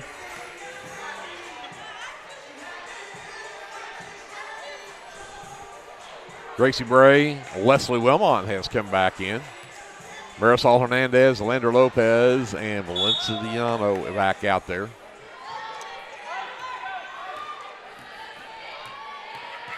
And Aristide just runs past everybody. Oh, laid it up too strong. Saved the rebound inbounds, though, and could not get it to go for Hernandez. Powell comes away with that miss. Right elbow Epps. Back out. Leslie Wilmot with the defense, and Leslie took it away from her. Great defense from Wilmot. Yeah, you can't put the ball in front of you with Leslie coming in. Marisol gets it to Leslie. Left wing 3 on the way. Short. Hernandez in the lane with the miss. Takes it right back to the rack. Kind of might have got fouled right there, but got it back. Back up top to Valenciano. Dribble handoff to Bray around the screen from Lopez. Takes it down. Can't get it to drop. But she'll get fouled, and Bray will head to the free throw line. That goes on Molly Epps. That'll be her 4th. Just the first here in the fourth quarter. And Bray to the line to shoot 2, and she knocks that one down. Shackelford is back in along with Haley Wallace for Bridge Creek. Epps is going to check out along with McCutcheon.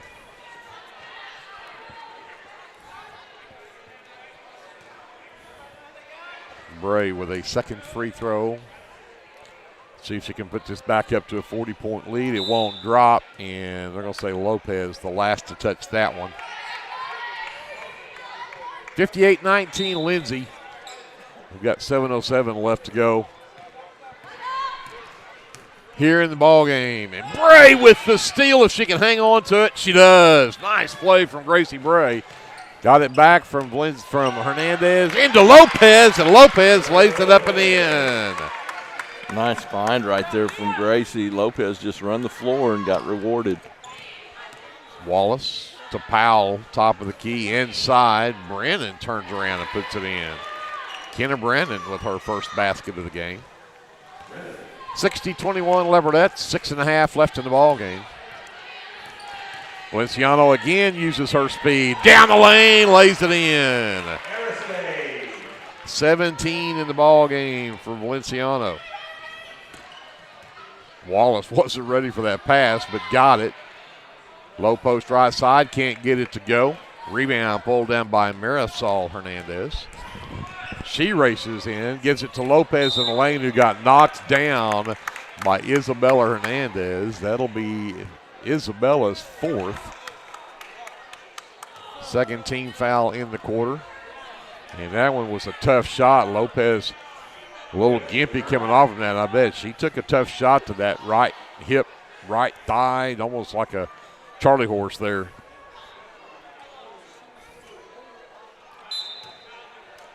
Marisol will inbound on the baseline.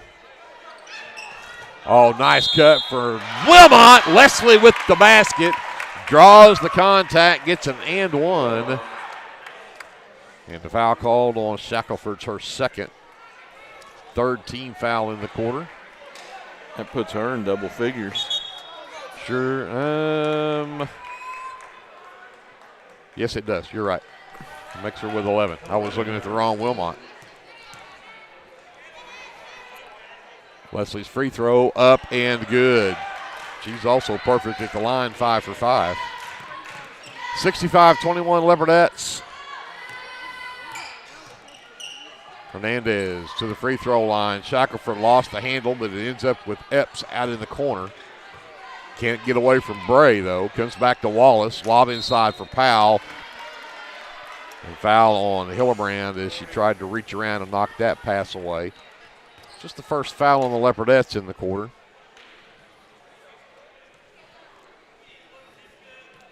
So Isabella Hernandez to inbound on the baseline for Bridge Creek.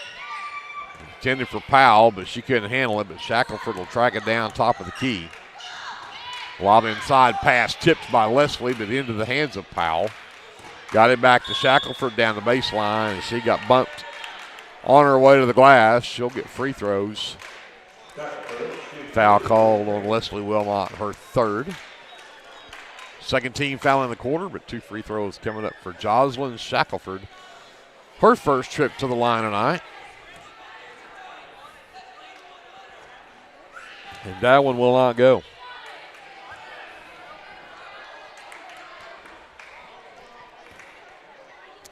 Shackelford's second one on the way. That one will drop in. She's got 3 in the ball game. 65-22 Leopardettes, 5.5 left in the ball game. Leslie around the screen from Hillebrand, flips it to Valenciano. She works across the top of the key, works another screen from Hillebrand, lobs it to Leslie.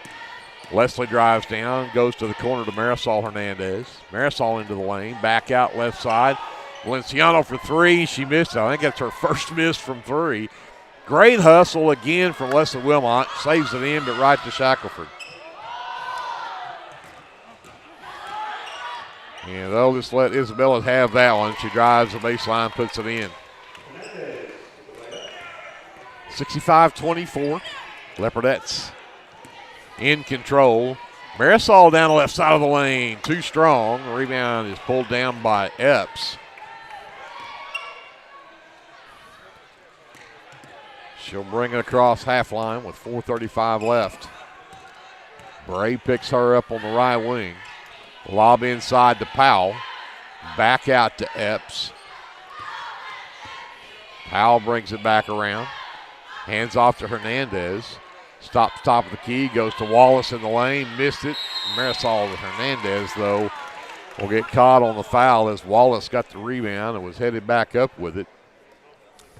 Marisol's third team foul in the quarter.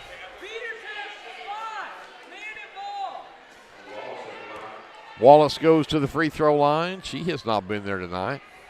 She had a three-pointer in that first half and has 5 in the ball game, and it'll stay 5 as she misses the first of 2 free throws. Subs in for Bridge Creek.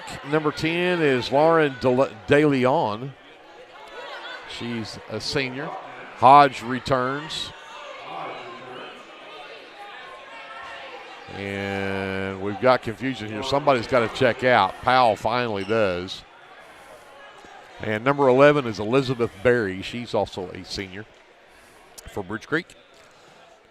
Wallace, second free throw on the way. That one short. Rebound for Marisol Hernandez. Outlet for Leslie. She'll bring it across the timeline. Give it back to Hernandez. Dribble handoff to Bray. Dribble handoff to Valenciano. She drives in, flips it to Marisol into the lane. Back to Hillebrand. Takes it baseline. Comes back out to Bray right wing. Valenciano out to Hernandez in the corner. Flips it to Leslie down to the baseline right side. Hillebrand will come out right wing and give it back to Bray. Valenciano around the screen from Hillebrand. Back to Leslie. Leslie reverses into the lane. Back out to a wide open Valenciano for 3. It's short. Leslie with another rebound, and that putback will go in.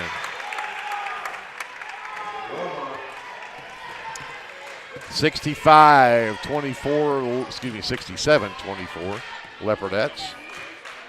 Wallace stops right elbow, puts it up, but got her own miss. Tried to put another one up that will not go, and Valenciano will finally come away with that one for Lindsay. Races down, gives it to Marisol Hernandez. Leslie for 2. Oh, they call it a 3. I thought she had he's got a 2. Yeah. It's a 2. Yep. It's a 2. Nice job, though, for Leslie. She drops in that one. She's got 16 in the game now. 69-24. We've got 2:40 left in the ball game. Hodge turns around on Hillebrand. Nice shot from Cadence Hodge. That's pretty good defense from Hillebrand. 69-26. Leopardettes still with the lead.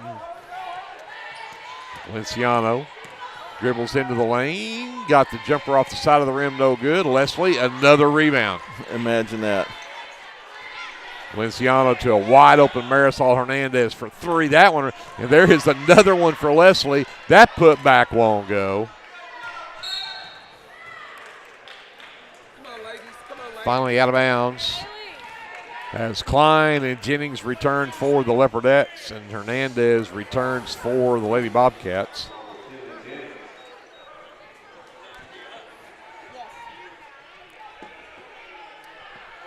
.205 left in the ball game. It's 69-26 Leopardettes by 43.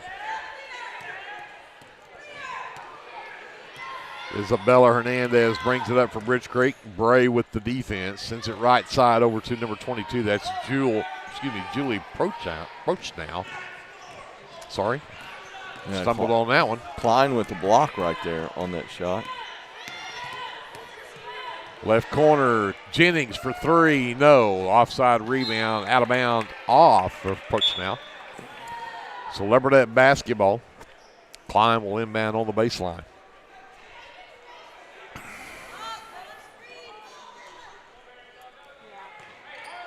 Oh, Hillebrand was there. Klein tried to get it to her, and Hernandez bats it back at him. Yeah, bounce pass would have got it there. And they'll run it again. This time they'll go to Hernandez, to Jennings, back to Klein as she works to the right elbow. Back out to Hernandez on the wing. Inside, Hillebrand double teams, comes to Jennings' right corner. 3-ball from her, rattles out. There is Hernandez with an offensive board. Got it back out to Klein, the left wing. Bray with the ball, gives it to Hillebrand at the free throw line. Flips it out to Jennings' right wing, back to Bray. Klein back over to Bray between the circles, drives in the lane, and there's a foul. That'll go on Barry. Her first is the team's fourth. Number 15 is Rebecca Grissom. Grissom didn't wait to get called in. She just took off. Yeah. Grissom can't wait. I want to play. That's right. A minute 5 left in the ball game. It's 69-26 Leopardettes. Klein the inbound on the baseline. Hernandez right wing. Drives around the screen from Grissom. Ends up in the hands of Hillebrand, and Hillebrand fouled on her shot. And she'll get a couple of free throws. Bridge Creek foul goes on number 12, Cadence Hodge. That's her fourth. A minute to go in the ball game. It is the 15th foul on the Bridge Creek. Hillebrand for 2. That one's too strong.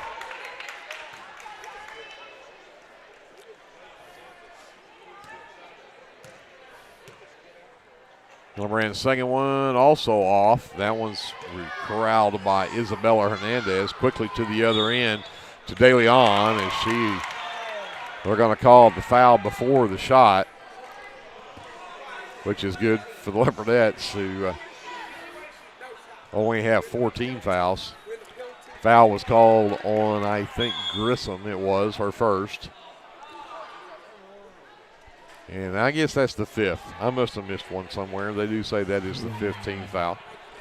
So that will put Lauren De Leon at the free throw line to shoot 2. And first one will climb up and go in. Makes it 69-27 Leopardettes. Second free throw also up and good for Lauren De Leon. Here comes Hernandez to Grissom. Tried to go back to Klein. Isabella Hernandez sold it. She stops left elbow. Shot won't go. Rebound for Klein and a foul on the rebound. With 43 seconds left in the ball game, it goes on number 10, De Leon, her first. And a couple of free throws coming up here for Brecken Klein. It'll be her first free throws of the night.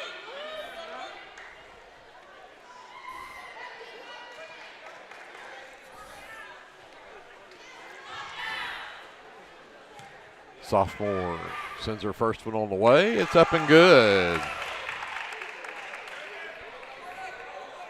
70-28 Leopardettes.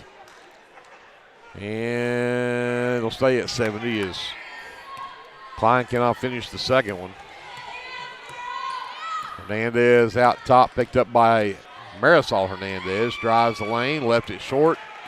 Rebound still on the floor. Finally corralled by De Leon. Hernandez will get another chance at it. Isabella finally gets that one to put in. 70-30 Leopardettes with 15 seconds left in the ball game. Jennings up to Klein, over into the left corner. And we're not going to take a shot here. We're just going to run the clock out.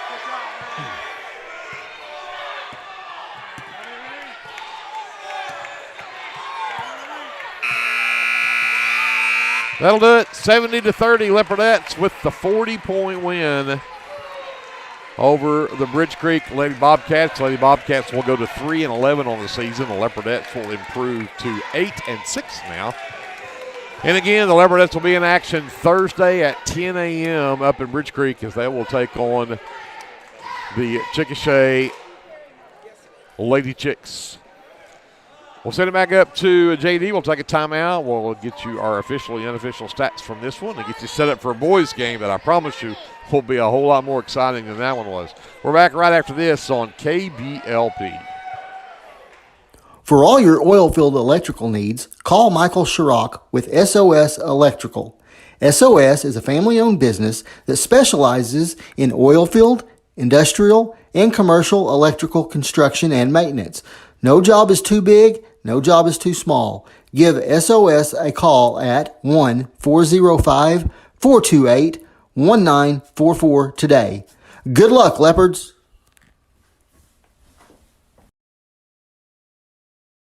For over 68 years, Winans Funeral Home in Maysville, Oklahoma, has been serving families in the area during their greatest time of need, the loss of a loved one. We treat each family as if they were our own and consider it a true calling to minister to each and every family that calls upon us.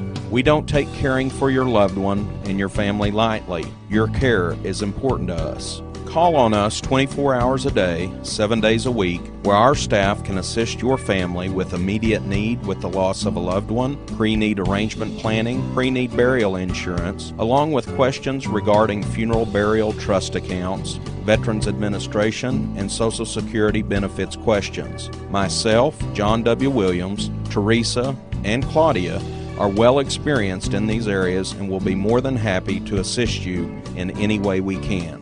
Winans Funeral Home in Maysville, where you are family. This is Dr. Matt Shelton with Lindsay Family Dentistry. I'm a 1997 graduate of Lindsay High School and have been practicing dentistry in Lindsay since 2006. We welcome you to come to our dental practice so we can help you and your family with all your dental needs. We offer dental services for everyone at every age, from braces to aligners to crowns, bridges, dentures, and implants. Give us a call today at 405-756-4093 or stop by at 102 Southwest 7th Street and let us give you the healthy, beautiful smile you've always dreamed of. The team at Streamline Services contributes a great deal of their success to hard work, experience, and above all, a positive health and safety protocol. There is every reason they should be your next phone call for any of your oil and gas swabbing needs.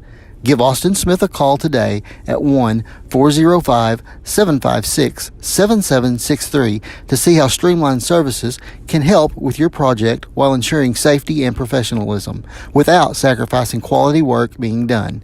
Everyone at Streamline Services wishes the best of luck to everyone at Lindsay Public Schools this year. Go Leopards! Back here to wrap up the girls' game is the Leopardettes with a 40-point win over Bridge Creek, 70-30 the final score. No players in double figures for Bridge Creek, although Isabella Hernandez does end up leading the way with 6 all in the second half. 5 apiece from Haley Wallace and Caitlin Powell, 4 from Cadence Hodge, 3 apiece from Jocelyn Shackelford and Ray McCutcheon, and then 2 apiece from McKenna Brandon and Lauren DeLeon rounds out the scoring for Bridge Creek, who went 9 of 20 from the free throw line. For the Leopardettes, they were led by 3 players by double figures, and Aristide Valenciano, 17 points tonight. She had 5 threes in the ball game. That was a big night for Aristide. 16 from Leslie Wilmot. She had a big game in just about every aspect because she had 9 rebounds. She was 1 rebound away from a double-double in that ball game. And then 14 from Maddie McGowan. She had 7 rebounds to go along with her 14 points. 9 points from Gentry Wilmot. 8 points from Alondra Lopez. Then 4 points from Cannon Russell, a free throw from Gracie Bray, and also a free throw from Brecken Klein. Rounds out the scoring for the Leopardettes, who were 14 of 19 from the free throw line. That's the kind of percentages the Leopardettes are looking for. Lindsay was plus 15 on the glass. They out-rebound Bridge Creek 33-18, and then 16 turnovers in the game for Bridge Creek, 7 in the game for the Leopardettes. With that, we'll go over to Glenn. Yeah, for Bridge Creek, they were 9 for 31 from two-point range for 29%, 1 for 6 from three-point range for 17%, for a total of 10 for 37 for 27% from the field. So, tough shooting night for Bridge Creek. A lot of that has to do with Lindsay's defense. They did a good job of covering Isabella Hernandez only ends up with 6 points, and then Powell, who was in double figures last time we played him, only ends up with 5 points. So good job by the Leopardettes of shutting those two down. For Lindsay, 16 for 34 from two-point range, 8 for 25. Wow. From three-point range for 32%, for a total of 24 for 59 for 41%. So pretty good shooting night for the Leopardettes. Just under, you shoot for 50% from two-point range and 33% from three-point range, and they were just under that, just a tick under that for both of those. So good night for Lindsay. And got some rest for some of your starters. Didn't play after that 5-minute mark in the third quarter, so good job by them. Again, the Leopardettes are now 8-6 on the season. They'll play at Bridge Creek on Thursday in the Classic going on up there Thursday, Friday, Saturday. They'll play 10 a.m. Thursday morning against the Chickasha Lady Fighting Chicks on the Thursday morning. Excuse me. Then that'll be the next time the Leopardettes will be on the floor. With that, we will send it back up to JD. We're going to take a quick timeout. We'll switch gears, get ready for the boys' game as the Leopards and the Bobcats get set to do battle here right after this timeout on KBLP. Are you tired of doing laundry? Give Sunshine Suds a call and let them do it for you. Sunshine Suds will wash and fold your clothes, and they also offer dry cleaning. Sunshine Suds also does quilting and alterations. Load up that laundry basket and head to Sunshine Suds, located at 107 Southwest 2nd Street in Lindsay, Oklahoma, or give them a call at 405-756-2850. BC Factoring and Finance is a local, family-owned finance company. We assist small businesses with flexible and creative financing solutions to meet their cash flow needs.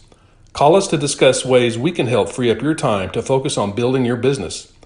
Visit us online at bcfactoring.com or give us a call at 405-259-2104. Go, Lindsay! If you need local trash pickup with quality service at a fair price, call Red Dirt Waste Services today at 580-432-5697. Red Dirt Waste Services is locally owned and operated, offering household, residential, and light commercial trash pickup in Lindsay and surrounding areas, including Ellick, Bradley, Bray Doyle, Cox City, Elmore City, and Foster. Red Dirt Waste Services does household cleanouts too, and they offer 96-gallon poly carts and dumpsters. Bagged, loose, or heavy items, doesn't matter, they'll come get it.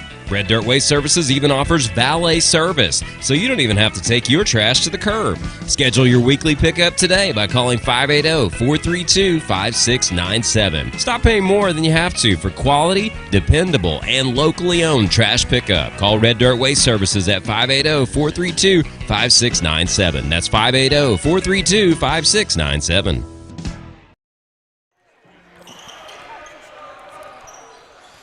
We're back here at Leopard Arena. We get set for the boys matchup between the Lindsay Leopards and the Bridge Creek Bobcats. The Bobcats out of Class 4A come in 10-3 on the season, ranked number 13 in the state in Class 4A. And, again, their only losses coming to Crooked Oak, who's number 7 in the state. That was back in the Wynnewood tournament back before Christmas. And then they picked up a loss against Blanchard, who's number 8 in 4A at that Noble tournament, and then ended up losing to Newcastle in the third-place game over there as well. But they beat Little Axe, beat Comanche coming into this game. The Leopards coming off of a very exciting win over the Pauls Valley Panthers on Friday night, 57-55.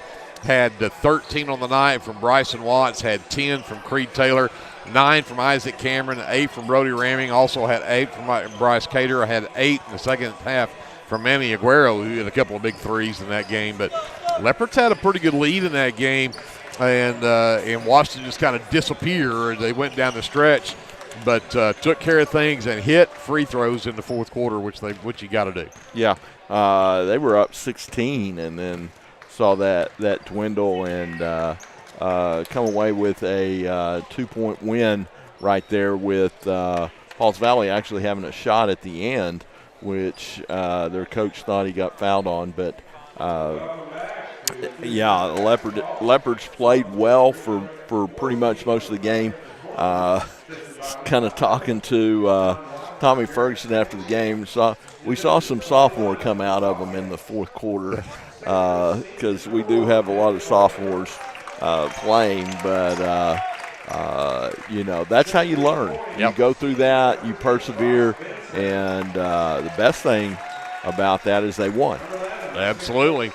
Well, let's get you your starting lineups for Bridge Creek, and the guy that we'll talk about all night long. Number 1, Jacob Ojeda, the senior. He had 27 against the Leopards the first time these two teams play. Number 10 is Bryce Benson. He's also a senior. Number 11 is Dax Glenn.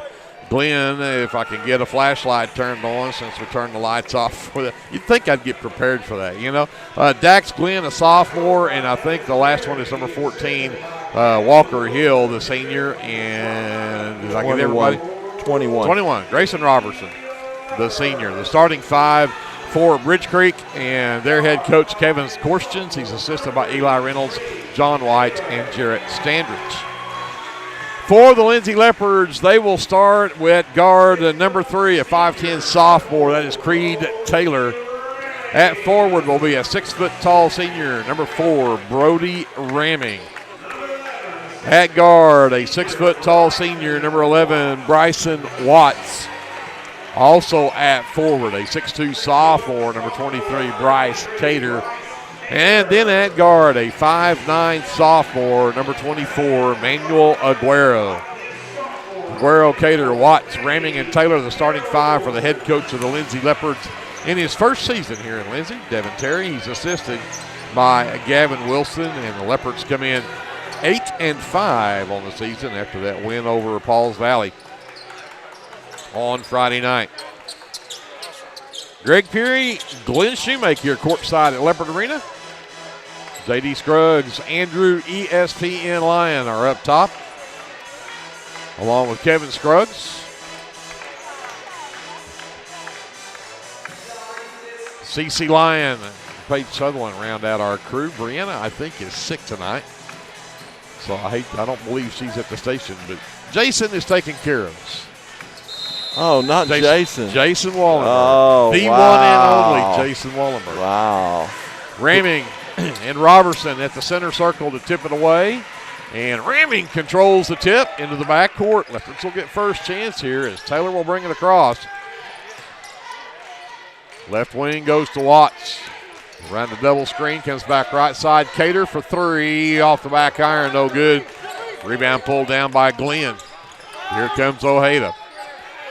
Glenn flips it over to Hill. Up top, Glenn for 3, and it's good. They can shoot from anywhere on the floor. Yeah, that guy's deadly. You got to get out, and he doesn't look to drive a lot. Watts tries to answer from the left corner at the other end, doesn't work. Glenn comes away with another rebound. Here comes Ojeda, sends it over on the left side. Into the lane goes Benson, dumps it down low to Robertson, back out Ojeda, long 3 on the way, he's off the right side, no good. Cater with the rebound for the Leopards. Quickly the other way, here comes Watts, double team, sends it to Aguero left side. Back up top for Ramming. Taylor will bring it around, Cater left side to Aguero. Back up top to Watts, wide open 3 from Bryson, just won't drop. Rebound Ojeda, they've got a 2-on-1 break. Oh, and he lost it going up. Hill lost it. Watts was there to claim it, and at the other end, Ramming gets a run-out layup. With the left hand, too. Impressive. 3-2, Bridge Creek on top.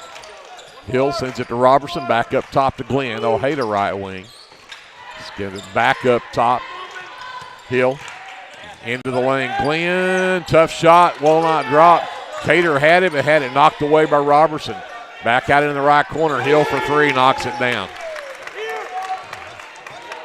6-2, and that'll be a foul as the double forearm shiver thrown by Hill picks out the first foul of the game. So Leopard basketball as Taylor will get it from Watts in the backcourt. Brings it up against Glenn. Aguero left side, Ojeda on him. Oh, nice drive inside and the feed to Ramming for the basket. 6'4", Bridge Creek with the basketball. Ojeda back over to Hill, trying to get away from Ramming. Goes into the corner for Robertson. Robertson all the way back up top to Glenn. Glenn into the lane, behind him to Robertson, fakes the three, takes it down. Benson fires the three. That one's good. They've got 3 field goals. They're all threes. Yeah, they are 3 for 4 from three-point range.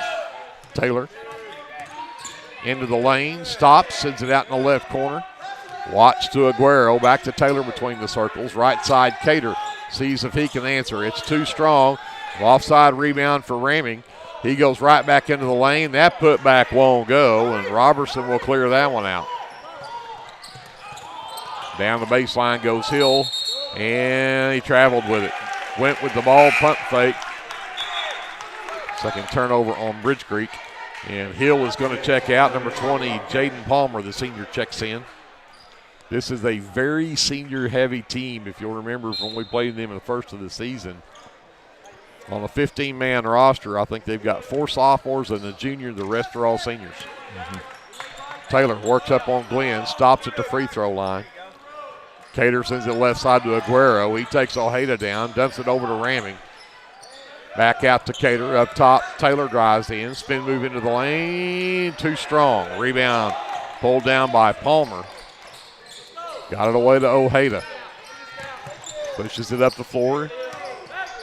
Outside for Glenn for 3. First miss from 3 for him. But the rebound and the putback for Robertson will drop in. 7-point Bridge Creek lead at 11-4. It's 4:20 left in the first. Watts right wing. Up to Aguero. Back left side. Cater. Taylor with Robertson on him. Comes back out. Watts on the wing. Down the baseline. Stops. Left it short. Ramming right there, though, with the rebound and the putback. Ramming's got all 6 of the Leopards' points. It's 11-6 Bridge Creek. Glenn will get it between the circles. Ojeda comes back out. Picked up by Aguero. Gets around the screen from Benson. Pulls it back out. Watts on the defense. 3 ball up. Back iron, no good. And Cater gets tied up with Benson for the rebound, and it'll be Bridge Creek basketball. Yeah, you got to watch when they miss. We've got to get the rebounds because they don't miss very often. Isaac Cameron, the 6-foot-tall freshman, checks in, replaces Cater. The inbounds comes to Robertson. He sends it out to the left corner. Glenn to Benson for 3. 14-6, and there's a turnover on the Leopards. The other way, the shot missed as Ramming will come away with that miss. Quickly the other way, down the baseline. Nice floater up. Bryson Watts cuts the lead to 6. We approach 3 minutes left to go here in the first quarter. 14-8. Ojeda around the screen from Benson. Aguero on the defense. Ojeda lost the handle on it. Here comes Watts the other way. He takes Robertson all the way to the rack and lays it in. Strong move from Bryson Watts. Cuts the lead to 4. Benson goes around Cameron. Can't finish the shot, but Cameron will be whistled for the foul. Cameron's first is the first team foul in the quarter. But being on the shot means Bryce Benson will head to the free throw line for 2. That free throw up and good. Makes it 5-point lead at 15-10. Cater returns for the Leopards. Taylor gets a breather. And Benson nails both free throws. He's got 8 of the 16 points for Bridge Creek. There's a little 1-2-2 three-quarter court trap. Cameron over to Watts. Here comes the trap. Got it to Ramming at the elbow. Down to Cater in the lane. Left-hander, no. Robertson with the miss. He will race it all the way up. Sends it out into the corner to Benson. Back to Robertson. Palmer between the circles. Gives it up to Glenn. Back over to Benson. Palmer right corner. Jab step. Ramming stays with him. Back over. Quick catch fire 3 is an air ball, but Robertson under the basket. And he's on the baseline out of bounds. Taylor returns for the Leopards. Ramming gets a break. 2:06 left here in the first. It's 16-10, Bridge Creek by 6. Again, this three-quarter court 1-2-2 trap. Taylor. Cameron right down Main Street, but he missed it too strong. Ojeda with the miss. In transition, Palmer in the lane. Good stop by Watts, but Palmer got it to go anyway. Pushes the lead back to 8. Watts avoids the trap, gets over to Taylor. Sends it back to Watts. Glenn dares him to shoot. Cater will get it back. Goes to Taylor right side. Taylor got Palmer in the air. The floater, no, but they're going to call the foul on Jacob Ojeda. His first, team's second. And a couple of free throws coming up here for Creed Taylor. Yeah, it's been hot and fast so far. This both ends of the floor. Both teams not playing a whole lot of defense, but getting a lot of threes for both teams. Taylor missed the first, got the second. Makes it 18-11. Here comes Ojeda quickly to Palmer, left side. 3-ball on the way, and it'll finally fall in. That is the fifth three in the quarter for Bridge Creek. Makes it a 10-point game at 21-11. Oh, under the basket. Aguero, nice job. Got Benson in the air. Waited until he flew by him and put it in. Cuts the lead to 8. Ojeda double teamed. Sends it back over to Palmer. Picked up by Cameron. Robertson. Got Cater on him. Sends it back over to Palmer right side. Works behind a Benson screen. 3-ball will not drop. Cater tracks down the rebound out in the corner. 35 seconds left here in the first. Aguero over to Watts. Fires the three. It's in! Bryson Watts for 3. He's got 7, and it's a 5-point Bridge Creek lead. Down the baseline, Palmer jumps between a double team. Missed the shot. Watts with the miss. Down to 15. We're going to go for a final shot here. And the Leopards have the ball for the start of the second quarter as well. Watts around a couple of screens. Goes to Cater right side. Let Ojeda fly by. 3-ball. Up and good! Cater for 3 at the buzzer. And just like that, the Leopards go on an 8-0 run to finish the quarter and have a 2-point Bridge Creek lead at the end of one. 21-19 Bridge Creek. We'll be back with the second quarter after this on KBLP Live.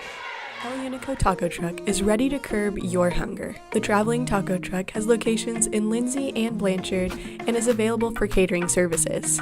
You can contact El Unico to book your next event at 405-760-0821. El Unico enjoys supporting all of our Leopards with their Taco Tuesdays.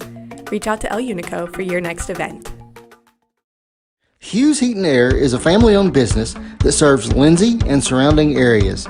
Hughes Heat and Air provides service for residential and commercial jobs, including simple repairs and new installations. Hugh and his crew take pride in providing professional, efficient, and reliable work at affordable rates. For your next heat and air project, give Hugh a call at 1-405-756-6399. Good luck, Lindsay. 23 for the Gabe Coleman. Gabe Coleman, okay. Oh, yeah, okay. I had him. I just didn't even know I had him. Back with the second quarter, Leopards with the basketball. Down by 2, Aguero. Out to Cater, left side 3 this time. Too strong, but Palmer will claim the rebound for Bridge Creek. Well, Hill back in the ball game, and there's a nice move from Glenn, who can't finish at the other end, but Aguero will get whistled for his first. That'll be the first team foul in the quarter for the Leopards, but it will send Dax Glenn to the free throw line for the first time. So out of 1, 2, 3, 4, 5, 6, 7 field goals in that first quarter from Bridge Creek. 5 of them were threes. Yes. They were 5 for 10 from three-point range. They're going to wave off that hit on the first free throw from Glenn because they say he stepped on the line. So that one will not count. Keeps the lead at 2 for Bridge Creek. Glenn's second free throw on the way, and that one will drop in. 22-19 Bridge Creek. Leopards with the basketball. Taylor picked up by Glenn. Comes to Cater over onto the right side. Aguero back up to Cameron. Quickly left side to Cater. Back up to Aguero, top of the key. Cater back on the left side. Aguero back around to the right side to Creed and into Cameron. Cater stops top of the key, goes back to Taylor.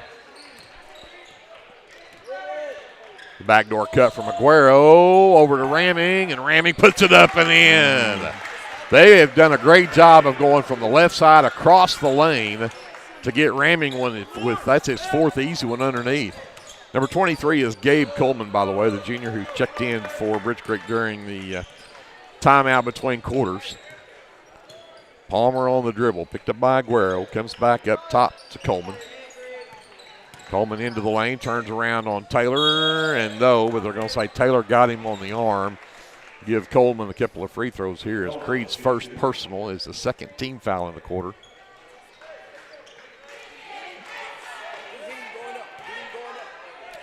So Coleman at the line to shoot 2. And too strong. Off the back iron won't work. Aguero gets a breather as Bryson Watts returns for the Leopards.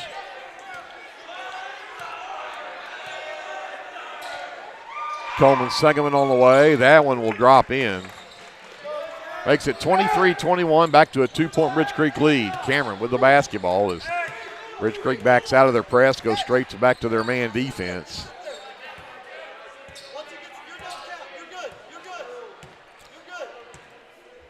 They're not going to force the issue. Leopards are just going to stand here with it. Now he's got to count. He's going to have to take it in. Got to get a cutter somewhere. Finally gets it out to Taylor. Taylor's got a count going. Needs to get into the lane. He does. Goes up with the left hand. Missed it. The Ramming was there with a rebound and a putback. Ties the game at 23. It's 3 way off the mark from Coleman. It's over the backboard off. Yeah, that went behind the backboard. Yeah. 5th turnover on Bridge Creek. Some token man pressure in the backcourt as Hill will pick up Watts back there. Ramming out in the left corner, comes back up to Cameron out on this left side. Again, Leopards are just going to spread the floor, try to look for some driving lanes here. Got a count going. Now he's got to move into the lane. Cameron lanes it up, and it can't get it to go, but he'll get a couple of free throws out of it. That'll go on number 20, Jaden Palmer. He is first. That'll be the first team foul in the quarter.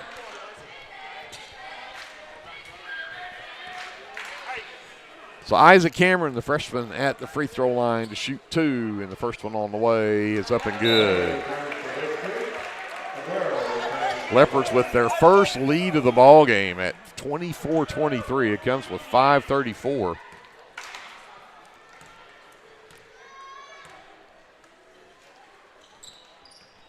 Got them both. 25-23. Leopards by 2.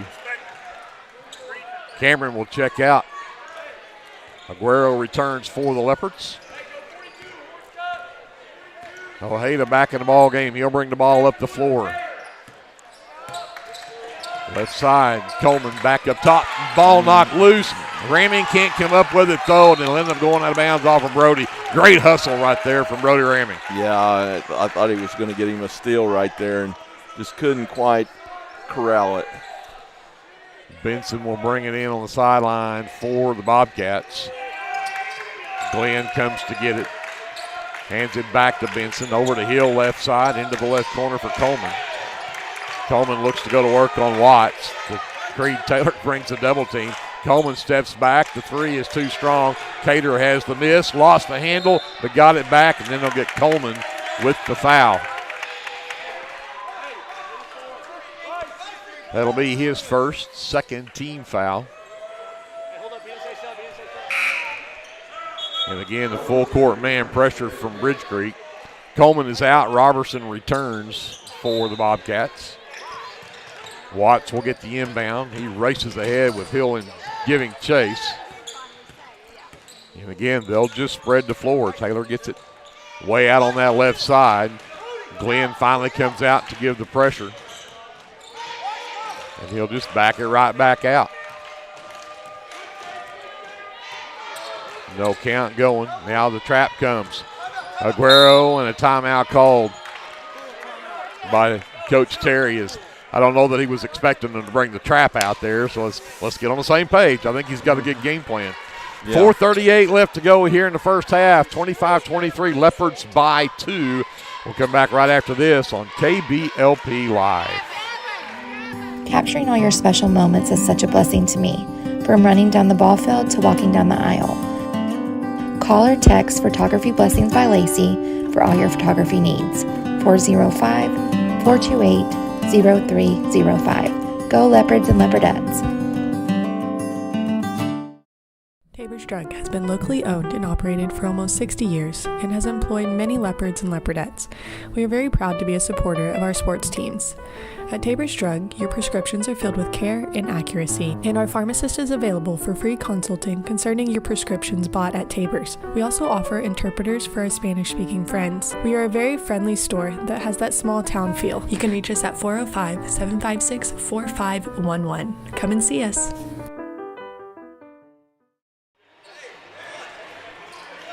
.438 left to go in the first half. The Leopards with a 2-point lead in the basketball. They lead 25-23. Taylor will inbound under his own basket. They'll lob it all the way up top for Cater. Give it to Watts, right side Aguero, and then throw it away. Try to go across the court, but Robertson's just too long. Yes, he is.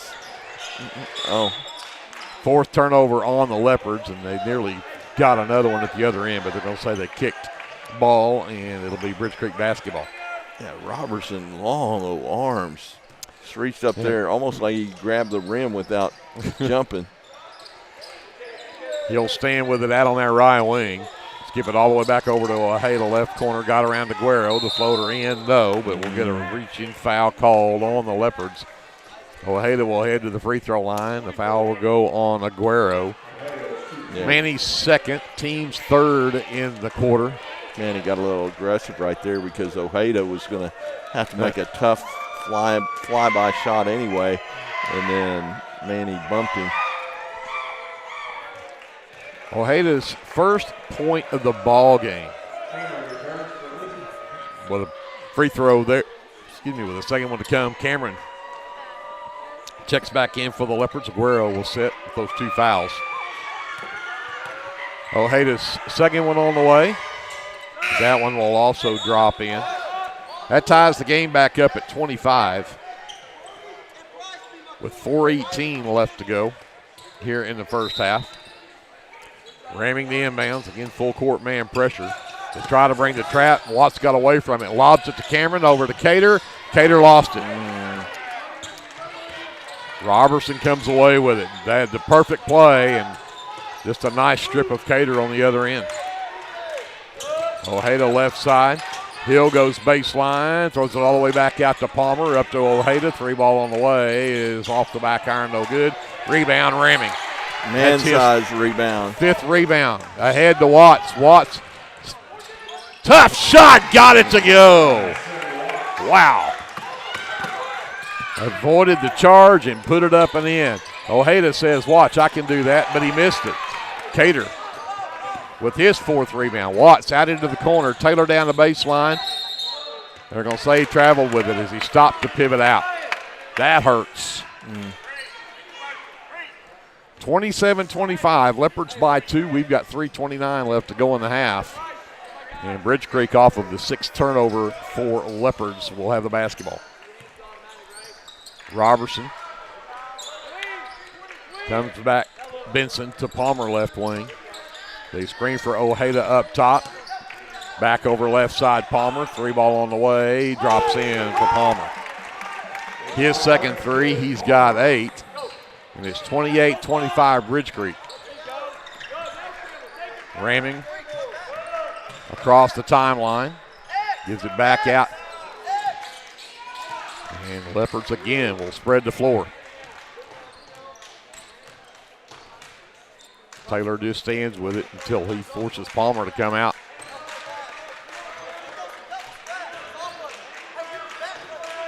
Still doesn't have a count going yet. Now he takes off, and he's going to pull it back.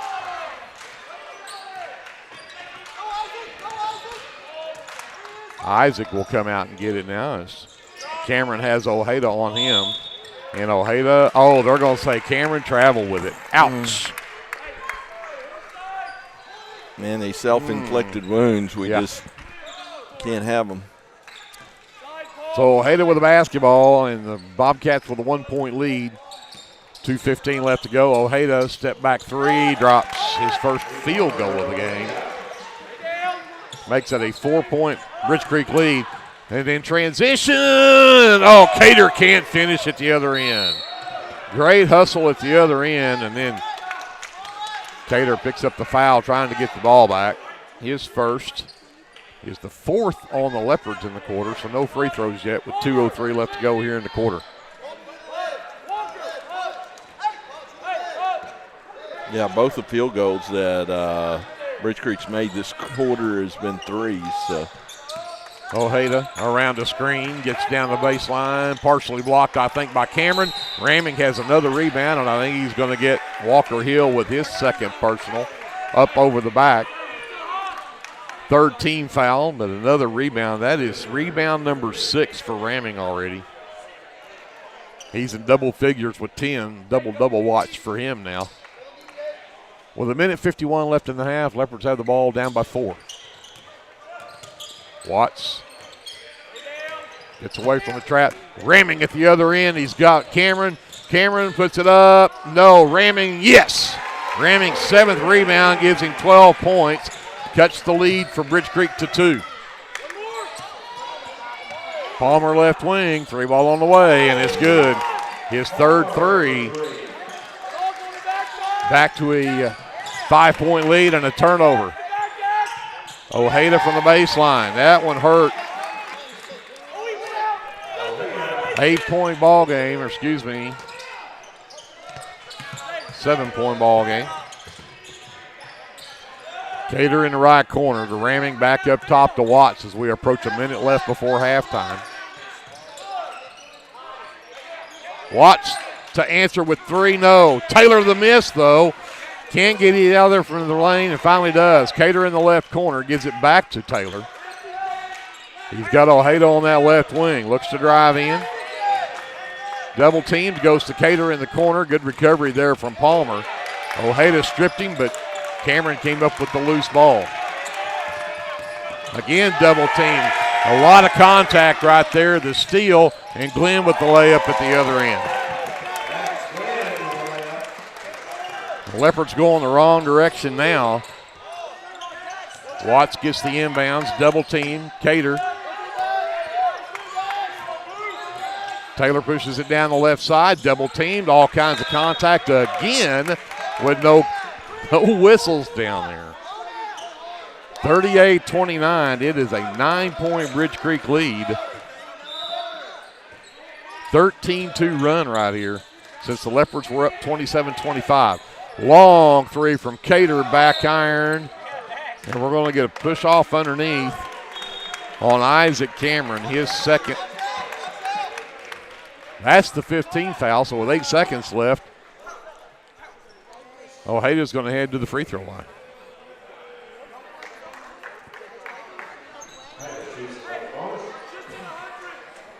And Taylor checks out. Now he may have, looks like maybe some blood from him.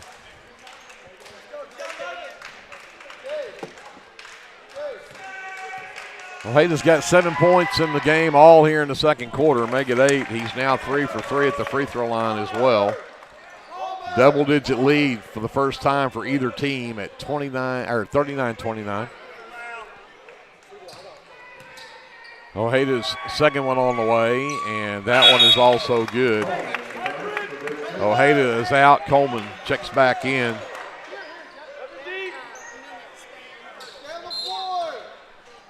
Watts gets the inbound. 7 seconds. Races the other way. Outruns Coleman to the other end, but missed the rebound, or layup rather. And Armando Hernandez, who checked in for Taylor when he had to leave there.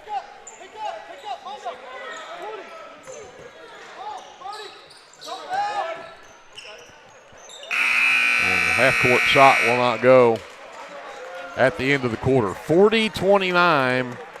Bridge Creek again on a 15-2 run to finish that quarter. The Leopards were up 27-25 with just over 4 minutes to go. And in that final 4 minutes, it was all Bridge Creek.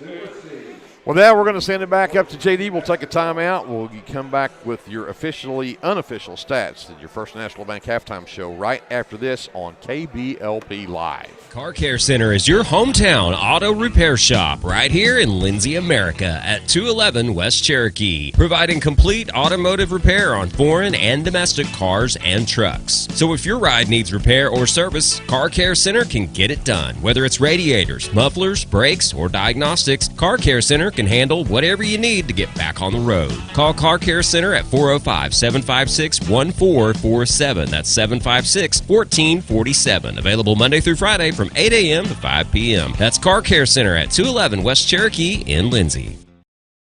Clements Insurance provides insurance coverage to best suit your needs. We offer auto, home, farm, life, and business policies. Come by 109 West Chickasaw or call 405-756-2253. Clements Insurance is carrying on the tradition to satisfy you. So come see me, Keith, or Beth. Go Lindsay. Whether you want to promote your business or unite your team, depend on Design It. Locally owned and operated, we are dedicated to offering the service you need to give you the results you deserve. We are committed to providing you with custom screen printing, embroidery, custom graphic designs, logo designs, and we have a creative arts department and an in-house artist who can take your idea and give it our professional touch with custom art services. Contact us today. Curb your hunger at a new location right here in Lindsay, Oklahoma. From the owners of El Unico Taco Truck comes Casa 13. Casa 13 will bring a delicious variety of Mexican food. Stay tuned to their Facebook for sneak peeks. Following their grand opening on January 4th, Casa 13 will be located at 110 Northeast 4th Street right here in Lindsay, Oklahoma. Go Leopards!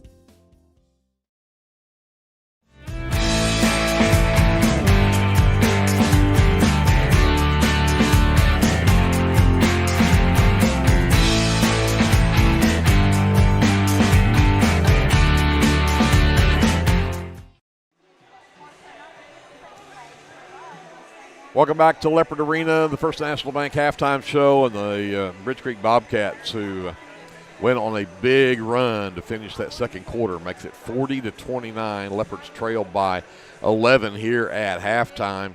Leopards took the lead 27-25 with around 4 minutes to go in that second quarter, and then with 3:05 left, it was 27-28 off of a three-point basket from I think Ojeda hit that one. It might have been Palmer's three. But from there, it was a 12-0 run, a 12-2 run, to finish the quarter out for Bridge Creek. It was just, again, if you go back to when the Leopards had the 27-25 lead, it's 15-2 down the stretch. That's not going to work.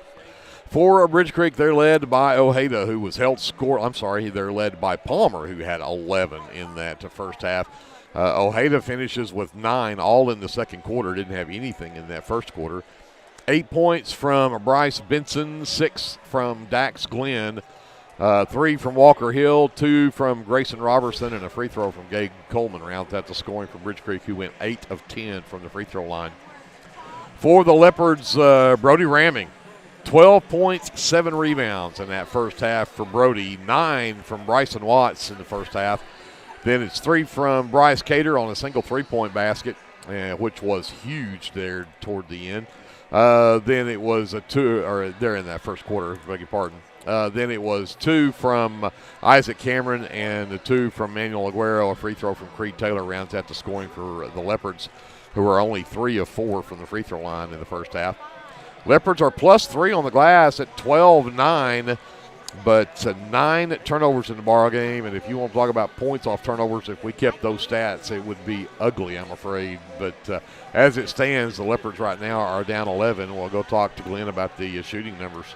Yeah, for Bridge Creek, 4 for 9 from 2-point range, 8 for 16 from 3-point range. So they've taken 16 threes and only 9 twos for a total of 12 for 25 for 48% from the field.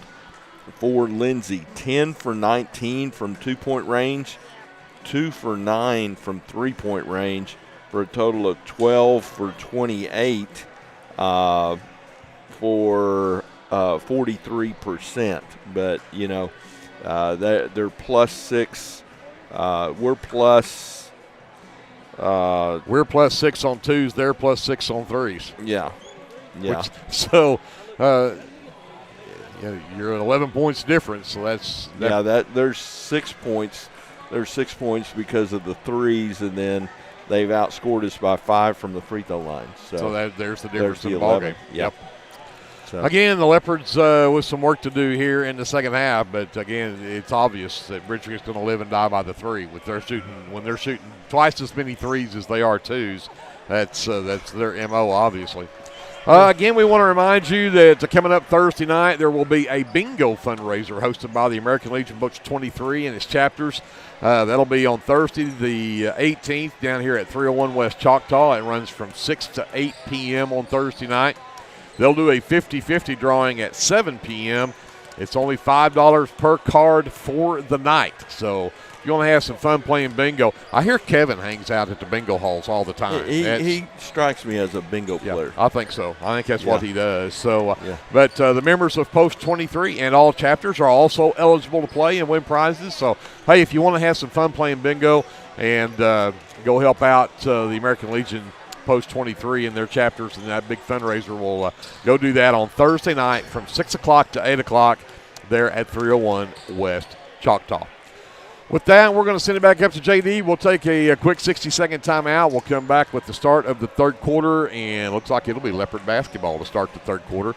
When we do that, right after this timeout here on KBLP Live. This is Brandon Cottrell, pastor at Calvary Baptist Church. Just want to take a moment and invite you to come worship with us this Sunday. Classes begin at 9:30 and worship follows at 10:45. We have something for all ages each Wednesday night. Meals begin at 5:30 and Bible study follows at 6:30. We would love to have you come be a part of our worship. We're located 410 West Chickasaw. Come join us.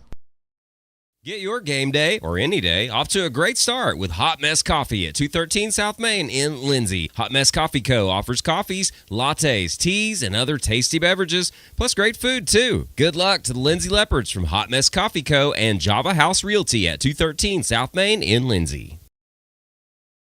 First National Bank of Lindsay is proud to be a sponsor of tonight's broadcast.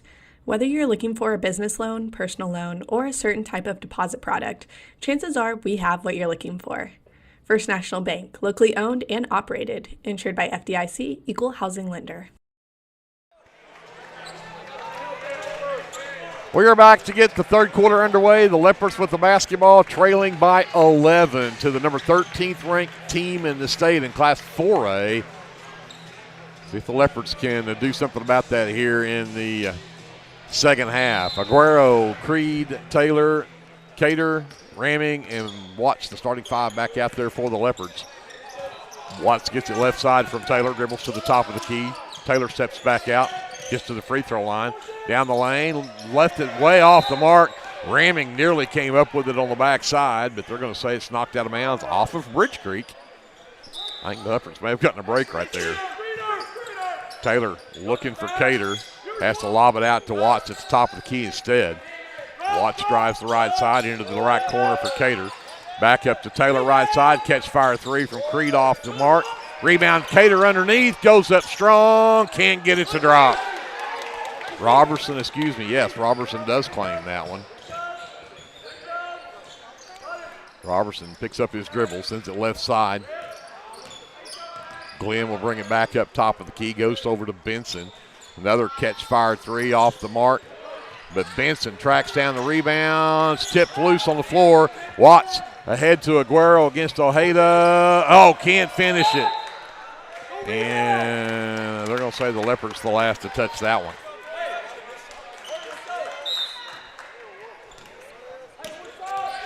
And here comes Ojeda. His team up by 11 as we're about a minute into this third quarter. Ojeda around a screen from Benson. Picks up his dribble, goes to Robertson, top of the key, into the lane. Benson shot, drops. He's in double figures with 10 to make the lead 13. Taylor pushes Glenn up the floor. Ojeda comes to trap, got it to Cater. Over in the left corner, wide open Watts for three. Drains it! Bryson Watts, second three of the game. Cuts the lead back to 10, 42-32. Glenn on the other end can't answer. Rebound, careens out of bounds. I think Taylor the last to touch it. Yeah, if they're gonna go and double, you've got to make them pay. And good find right there with Watts wide open in the corner. Double figures with 12 now. Ojeda with the inbounds. Aguero with the defense. Sends it right side. Back up top, Glenn. Cuts back into the lane, spins to his right hand. Cater is right there, and they're going to call the travel on him first. That'll be turnover number 6 on Bridge Creek. Leopard basketball. Again, the full court man pressure. Taylor will get the inbounds. Everybody will clear out. He'll go one-on-one with Glenn up the floor. Taylor done a good job of taking him all the way into the lane. Stops, but he can't finish it. Ramming with his 8th rebound, and he'll be fouled on that putback attempt. And Taylor does have a bandage on that left cheek where he apparently got hit in that second quarter. Benson picks up his first team foul in the quarter, but this will be a couple of free throws for Ramming, who had 12 in the first half, but misses the front of 2.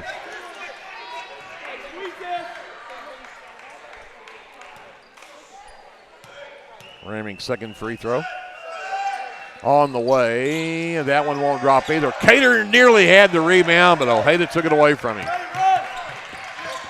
He'll race the other way.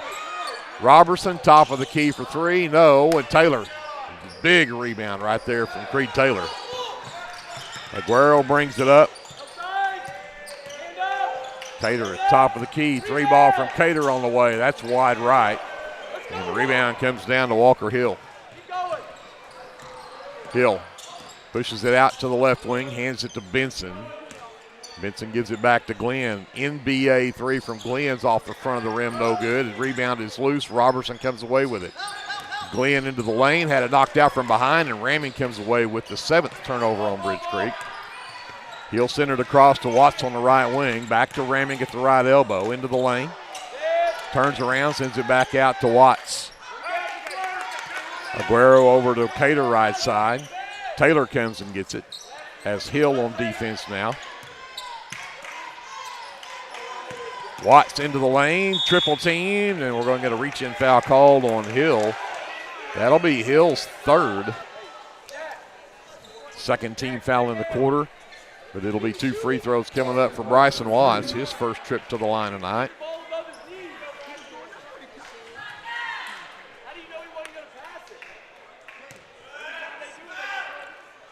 Watts at the line, knocks down the first free throw.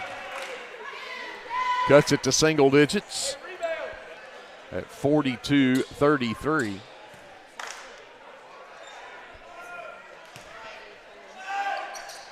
Got them both.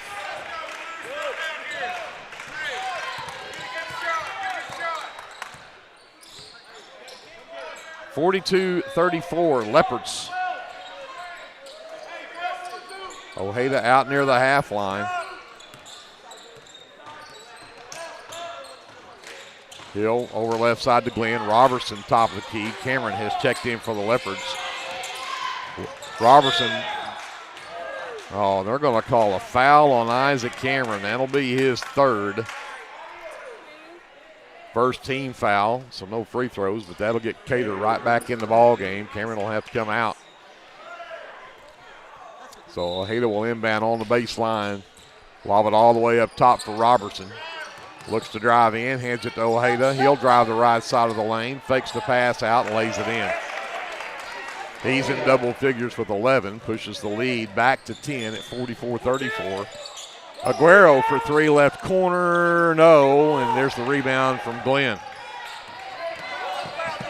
Ojeda double teamed, threw it away, but bounced right into the hands of Glenn, and we'll get an offensive foul. No, they're going to call a blocking foul on Taylor. Wow. That one looked like Glenn flying through the air the whole way, but Taylor's second team foul will put Dax Glenn at the free throw line for two, but those will have to wait until after a timeout called by the Lindsay Leopards. 4:02 left here in the third. 10-point Bridge Creek lead. We'll be back right after this timeout. You're watching Leopard basketball, presented by the First National Bank on KBLP Live. For all your tax services, contact Grant and Katie Johnson, CPA. Grant and Katie are certified public accountants that provide full-service accounting, bookkeeping, payroll, and tax services. With two offices, one located at 600 Southeast 4th Street in Lindsay, Oklahoma, and another at 313 North Walnut in Pauls Valley, Grant and Katie are ready to meet your CPA needs. Give Grant or Katie a call at 405-238-2727 and set up your appointment today.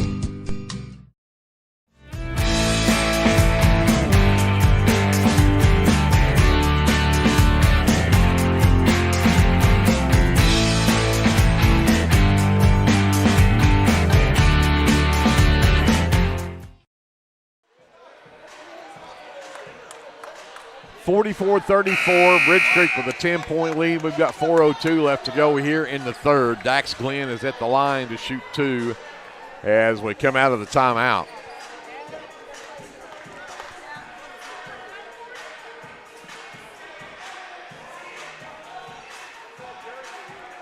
Glenn 1 for 2, his first trip to the line there in the second quarter. And he'll knock that one down for his 7th point in the game. Hernandez will check in for the Leopards, give Creed Taylor a break. Glenn will try to stretch this lead out to 12 with a second free throw here. And that one will not drop. Ramming. 9 rebounds now. Watts pushes it up for the Leopards. Hernandez left side to Cater. Up top to Watts. Aguero down the baseline, got around his man. Watts wide open three-corner, no. Offside rebound, there's the double-double for Ramming. He's double-teamed in the lane and has all kinds of contact as he tries to go up. But instead of a foul, they're just going to say it's out of bounds off of Bridge Creek. Palmer checks in. Walker Hill checks out for Bridge Creek. Watts inbounds to Ramming in the left corner off the inbounds. Cater gets it back left wing, got around Robertson into the lane, dumps it down to Ramming. Ramming up and in, count it, and the and one for Brody Ramming. Yeah, I was questioning why Bryce didn't just go ahead and shoot it himself, and now it's a good thing because now we get the and one. Foul on Grayson Robertson, his first. That's the third team foul in the quarter. But Ramming with a free throw here. He was 0 for 2, the first two, but he knocks that one down. He's got 15 in the game, and he cuts the lead to 8, 45-37. Ojeda down the lane, stops just below the free throw line, left it wide right. Benson blocked from behind by Hernandez, and the loose ball all the way out to Ojeda. All the way over to Glenn left wing, looks to drive in, floater, no. Rebound, Armando Hernandez. Stolen away by Benson, and he puts it in.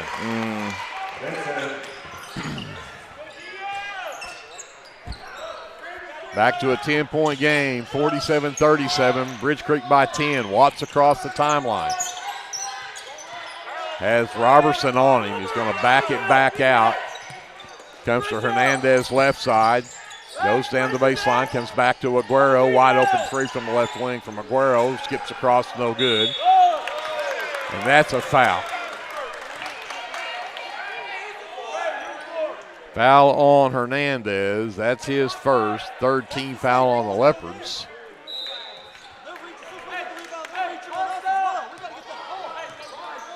Here comes Ojeda with 2.5 left here in the third. Drives the baseline, left it off though, and there's Ramming with his 11th rebound. Ahead to Cater right wing. Fizzle back off. Aguero, the floater in the lane, up and good. Nice touch from Aguero. Leopards back within 8. Palmer stops. Long three on the way, back iron. Rebound loose. Aguero comes away with it. We're under 2 left here. Cater left wing dances. Gets it back up. Hernandez. Top of the key for 3. The long rebound to Ojeda.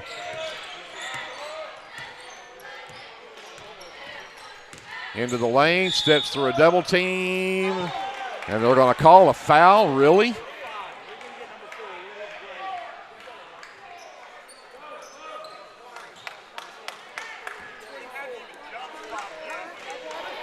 Aguero whistled for the foul. The 4th team foul in the quarter on the Leopards. They're going to count the basket from Ojeda.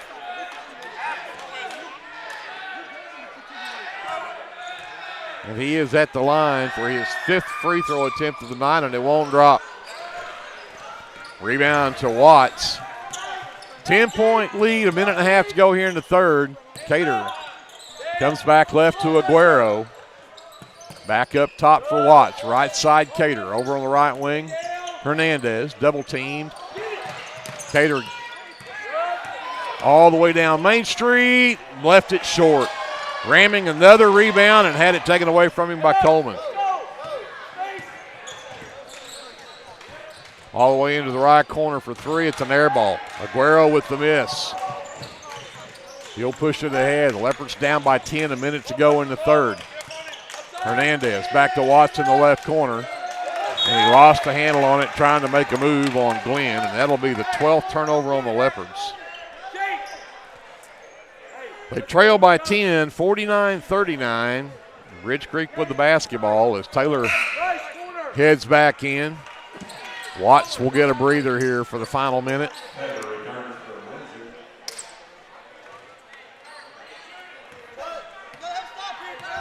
Palmer brings it up. Leopards need a stop right here. Benson gets it left wing. Ojeda to the top of the key, drives the right side of the lane. The floater is short. Rebound Benson, stripped, and Taylor will come away with it. Hands everywhere. Ramming down the baseline around. Glenn lays it up and in. Strong move from Ramming. Leopards back within 8. 20 seconds left. Ojeda. Again, they just clear the lane and leave it for Ojeda to drive. He'll give it to Palmer. Coleman tries to drive in, and again a reach-in foul going to be called on the Leopards. And they're going to call it on Hernandez. That's his second, but that's the 15th foul. Coleman goes back to the line, 1 for 2 there tonight. 12.5 seconds left to go here in the third quarter. And he's short with the first one.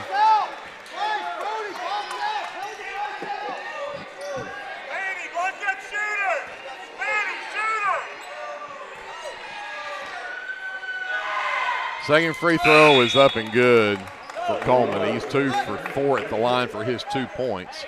Makes it a 9-point Bridge Creek lead at 50-41, 12.5 seconds left.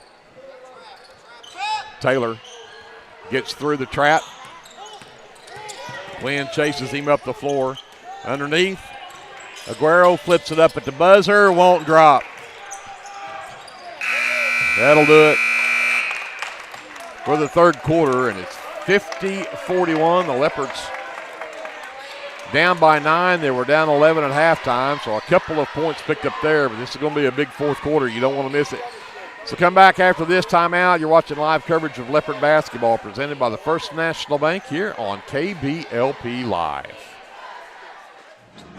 Hey Leopard fans, this is Nick Johnson from First Baptist Church Lindsay. At First Baptist Church, we are a family ministry and desire to faithfully proclaim the gospel in Lindsay and beyond. We would like to invite you to join us every Sunday for worship at 9 a.m. and Sunday school following at 10:15. Our Wednesday evening activities start with dinner at 5:50, and then we have Bible studies for children, youth, and adults starting at 6:30. First Baptist Church is proud to support the Lindsay Leopards, and we wish all of our student athletes a successful season. From all of us at First Baptist Church Lindsay, go Leopards! Hey there, this is Trace Adams with Hassler Hot Oil Service. We are family owned and operated with over 25 years experience. I am a 4th generation Lindsay Leopard, and we proudly support Lindsay Leopards and Leopardettes athletically and academically in all their endeavors. Call my dad, Greg Adams, at 405-756-6075 for all of your hot oiler needs. Again, that's 405-756-6075. Go Lindsay!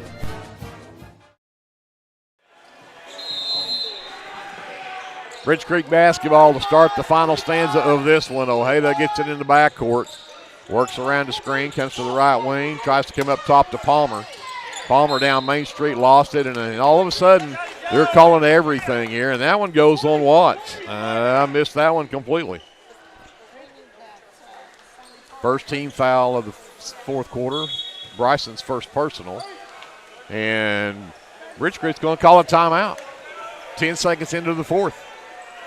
50-41 Bridge Creek. We'll take a timeout. We'll come back after this. You're watching live coverage of Leopard basketball. It's presented by the First National Bank here on KBLP Live. Hi, I'm Jess Thornburg with Homestead & Co. Realty. I'm a local realtor that lives locally. I live here and I work here. Growing up in rural Oklahoma, I was taught the value of doing the right thing. I know how valuable relationships are with good people. So I'd like to apply for the relationship of being your realtor. I'm not a high-pressure salesperson from the city, so call me at 405-471-9855 when you're thinking real estate. You'll get information from a real person without the sales pressure. Call me at 405-471-9855. Let's go, Lindsay. Inbounds from Bridge Creek as we come out of the timeout. Glenn gets it on the right wing. 3 ball is on the way. Rims out no good. Isaac Cameron. Big rebound for the Leopards. Guerrero will bring it up. Taylor's wide open left side for 3. It's off the back rim, no good. Palmer's got a run out. 1-on-2. Stops, puts it up. It won't drop. Taylor with another rebound.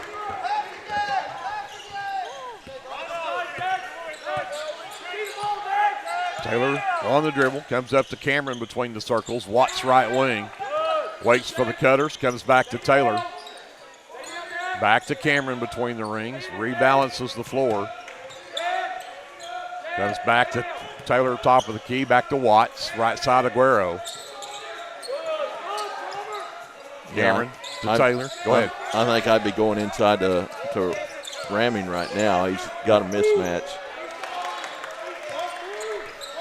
Taylor to the right side, 3 ball on the way, it's up and good. Creed Taylor, that's his first field goal of the game. 50-44, Leopards within 6. We've got 6:35 left in the game. Glenn drives the lane, stops, sends it out to Ojeda left wing. He'll dribble back out toward the half line, reset the offense around the screen from Benson. Aguero doing a great job staying in front of Ojeda. He is a handful. They're going to try it again. Aguero nearly knocked it loose that time. Palmer comes to get it. Coleman left side. Tries to get around Cameron. Good defense from Cameron. Tough shot. Misses it strong. Ramming with the rebound. And over the back on Benson. His first team foul in the quarter. And that'll get Grayson Robertson back off the bench. And he will check in for Coleman. So the Leopards with the basketball down 6, looking to cut into that 6-point lead. Watts comes to get it from Ramming in the backcourt. Walks it across this left side. Taylor gets it Out near the half line. Works left, cuts into the lane, leaves it for Cameron in the left corner. Cameron up there. A lot of contact from Ojeda right there as he jumped that screen. Watts gets it back. 3-ball right wing on the way is off the mark. Rebound comes down to Cameron, though. Cameron takes it to the rack, missed it. Ramming got the rebound and a putback again. Wow, that's just big, strong rebound and putback by Brody Ramming. Cuts the lead to 4. Ramming. Another and one opportunity here. He left the free throw well short. Rebound right into the hands of Glenn, and Ojeda will bring it up. Palmer gets it left wing. Over to Robertson. He'll flip it back to Ojeda. Goes baseline. Taylor gets the help defense. And there'll be a foul on the Leopards.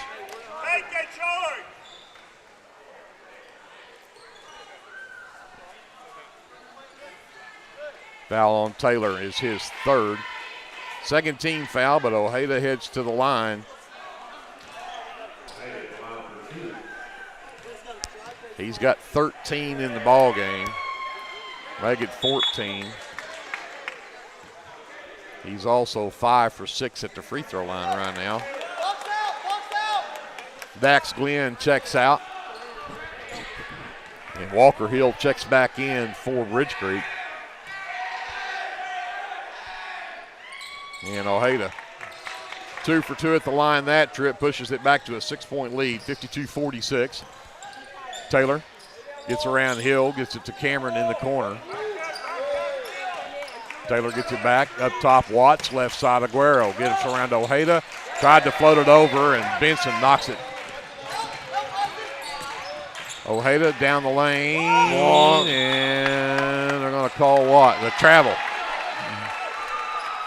Leopard basketball, down by 6, 4:50 left to go in the ball game. Yeah, he did walk.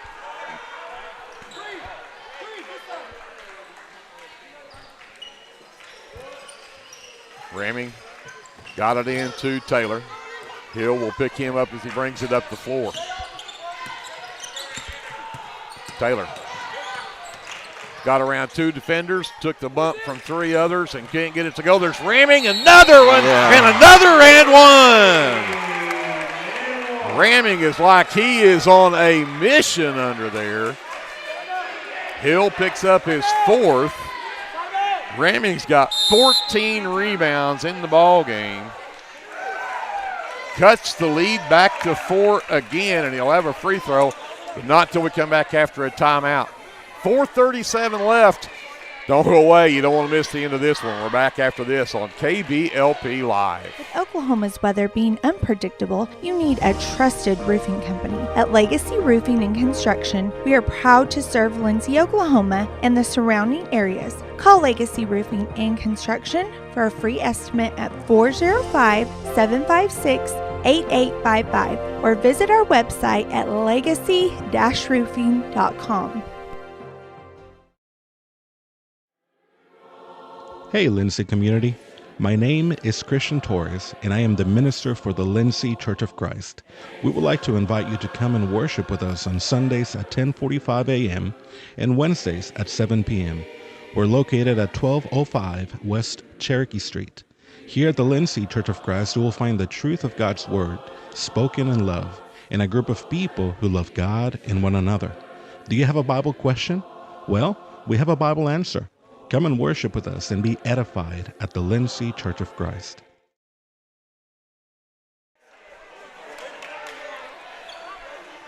.437 left in the ball game. The Leopards are down by 4. Ramming with a free throw to try to cut it to a one-possession game. It's on the way, and it's good. 52-49. 4.5 left in the ball game. And get ready to help. Palmer into the right corner. Hill into the lane. Blocked by Cater. But it goes out of bounds, and it'll be Bridge Creek basketball, but huge block right there by Cater.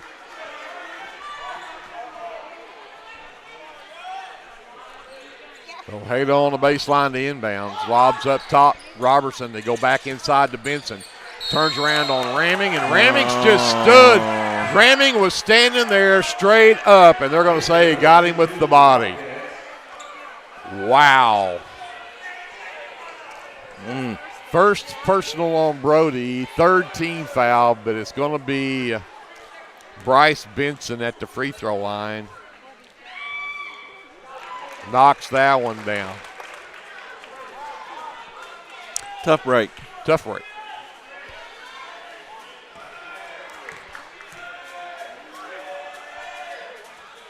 Benson knocks them both down. He's got 14 in the ball game. It's back to a 5-point lead. 54-49, and Aguero races to the other end of the floor. Keeps it from going out of bounds. Cater up top to Watts. Taylor, left side for three, no. Robertson and Benson did not even go after that one. He'll head to the other end and lay it in. 7-point game now.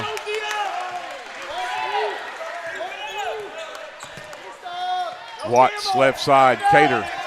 Back up top for Taylor, gets to the free throw line, backs back out, goes to Watts. Up top, Aguero. Back over to Cater left side. Watts in the left corner, Palmer on the defense. Jab step, pushes him off, three ball won't go. Walker Hill with the miss, and here comes Bridge Creek with the ball on a 7-point lead, 3.5 to go.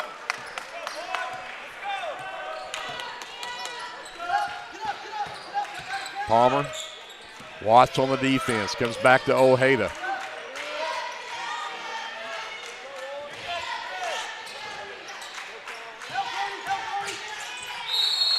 All kinds of contact there, and again, the Leopards going to get whistled for the foul. Ojeda's going to try to take a direct. Somebody's got to get in front of him and take a charge, but Ramming's second, just the team's fourth, since it's on the drive. No free throws here, 3:07 left to go. Ojeda again with the inbounds. Lob all the way up top for Robertson. Ojeda around the screen. Cater with a good stop right there on the drive.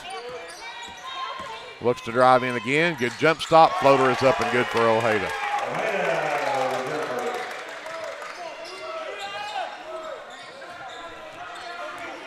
Watts will bring it up for the Leopards. Here comes the trap. He'll send it over to Aguero. Quickly into the left corner. Three ball up. It won't go for Cater.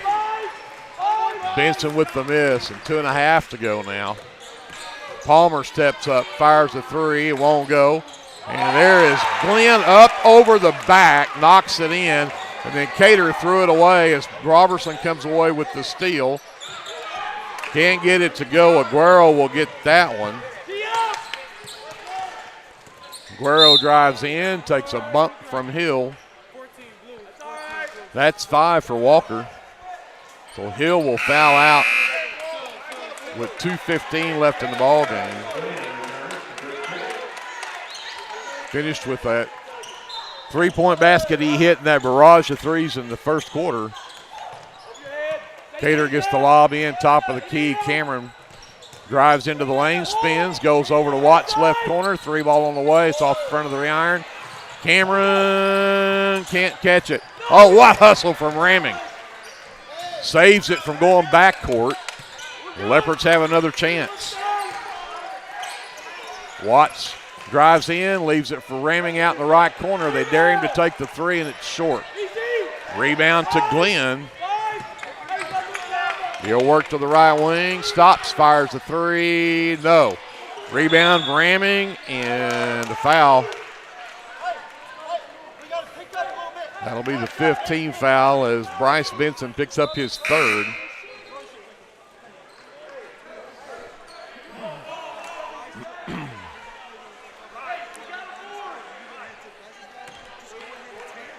So Ramming goes back to the free throw line.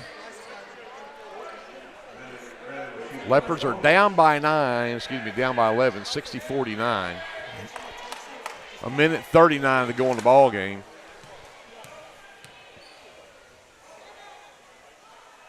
Got it. Cuts the lead to 10. He can cut it back to single digits here.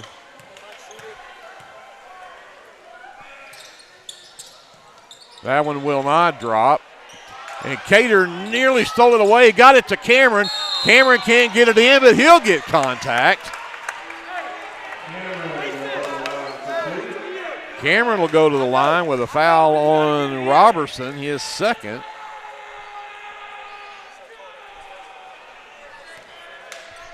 Cameron can cut this lead into single digits with a couple of free throws here, and that one's perfect.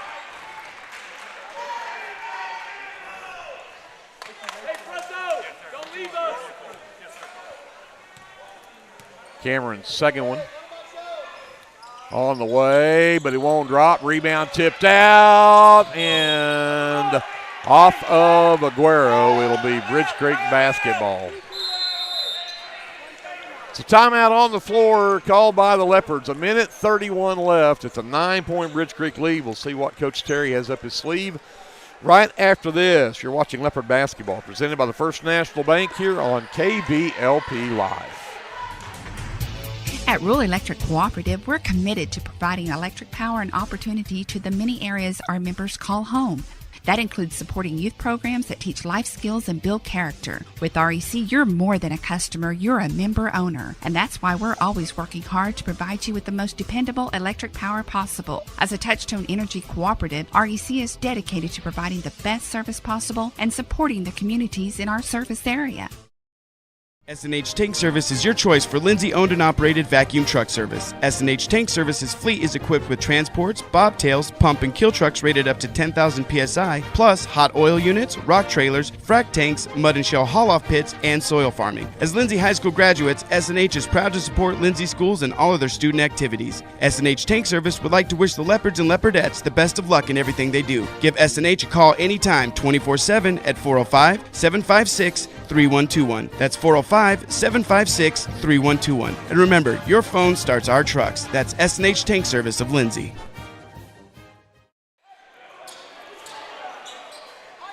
Back to action out of the timeout. Bridge Creek will face full court man pressure from the Leopards. Aguero nearly forces a turnover. Ojeda gets across the timeline, and a timeout called by Bridge Creek. With 1:25 left. And to see what these two teams do here. It's a 30-second timeout. Let's keep it here for this one. Reminder, the Leopards and Leopardettes will be traveling to Bridge Creek Thursday, Friday, Saturday this week for the Bobcat Classic tournament. And the Leopardettes will play at 10 o'clock on Thursday morning. They'll play the Fighting Lady Chicks from Chickasha at 10. The Leopards will play the OKC Storm at 11:30. That'll be coming up on Thursday. And again, programming reminder, we will not be able to play those two games for you or broadcast those two games. However, hopefully both of those teams will win on Thursday. We'll carry their games for you on Friday. So we'll keep you up to date on all of that coming up.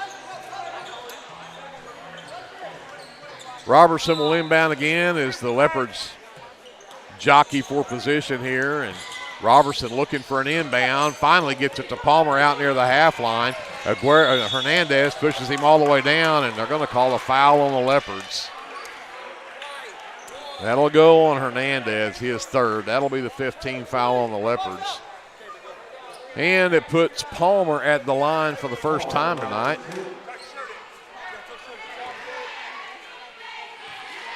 So 1:21 left, and Palmer misses the front end. Cater returns for the Leopards. Hernandez will check out, so we go offense for defense here. Taylor also checks back in, replaces Cameron. Get the three-point shooters back on the floor for the Leopards. Palmer with a second free throw attempt coming. They were 4 for 4 in this quarter before that free throw, and then he hits that one. Makes it a 10-point game. Ramming gets the inbounds, gives it up to Taylor. He'll bring it across. Pushes Glenn up the floor, gets into the lane. Aguero, left corner three. No, it's an air ball. Offside rebound for Ojeda. Palmer gets it and travels. Ninth turnover on Bridge Creek. The Leopards with 1:05 to go, down by 10. There is time, but you need baskets and stops. Taylor gets the inbounds, pushes it up on Glenn. Nearly lost the handle, and he did. 16 turnovers on the Leopards. Glenn will lay it up at the other end.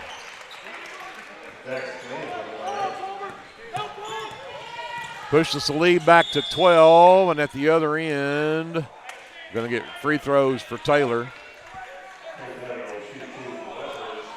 Foul on Bridge Creek goes on number 10, Bryce Benson. That's his fourth. Creed Taylor to the line, a chance to get points on the board with the clock stopped, so credit for that.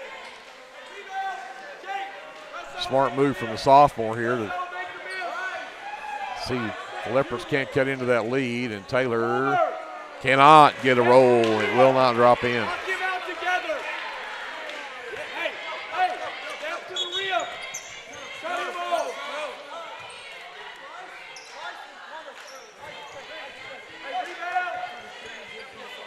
Hernandez checks in, replaces Cater. Hopefully Taylor can hit this free throw, and that'll get Isaac Cameron back in the ball game. Taylor's free throw is up and good. 63-52, 11-point lead for Bridge Creek, 47 seconds left. Cameron gets it to Hayda, they get it to Benson. Oh, Hernandez bats the pass down. Cameron out to Bramming. Bramming right wing three is short. Cameron with the long rebound though. Three ball from the right corner for Cameron will go. Hernandez another rebound. Watts for three left side. That's off the mark. Rebound loose. Palmer will finally come up with that one. 20 seconds left, and the Leopards are going to just let this one run out. Valiant effort from this Leopard team against the number 13th ranked team in Class 4A in the Bridge Creek Bobcats. And it'll run out with a 63-52 win for Bridge Creek. So we'll send it back up to JD. We'll take a timeout. We'll be back to wrap this one up right after this. Leopard basketball is presented by the First National Bank here on KBLP Live. First National Bank of Lindsay is proud to be a sponsor of tonight's broadcast. Whether you're looking for a business loan, personal loan, or a certain type of deposit product, chances are we have what you're looking for. First National Bank, locally owned and operated, insured by FDIC, Equal Housing Lender.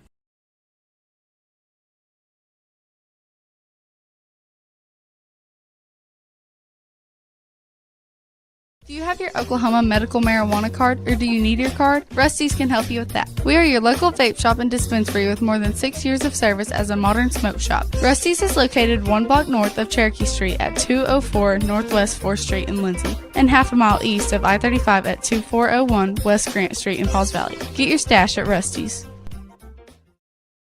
The Shopper News Note isn't just another paper. The Shopper News Note is a weekly publication that arrives in your mailbox every Wednesday for free. The Shopper offers free Shopper Topper advertisements as well as news notes and classifieds. And everyone at the Shopper wishes the Lindsay Leopards good luck this season. Go Leopards! Sooner Valve Repair in Lindsay would like to wish the Lindsay Leopards and Leopardettes all the best during this season. When need of a valve repair, come by Sooner Valve Repair at 106 Southwest 9th Street in Lindsay, Oklahoma, or call 405-756-1599. Good luck, Leopards, from Sooner Valve Repair in Lindsay. Are you a small business needing a little creative pick-me-up? Do you need to refresh your business cards or looking for a new logo? Is your business Facebook page still using photos from 2019? Tailored Creative Services offers services for logo design, business cards, photography, videography, and pretty much everything in between. Find me on Facebook at Tailored Creative Services, and let's talk about your next project.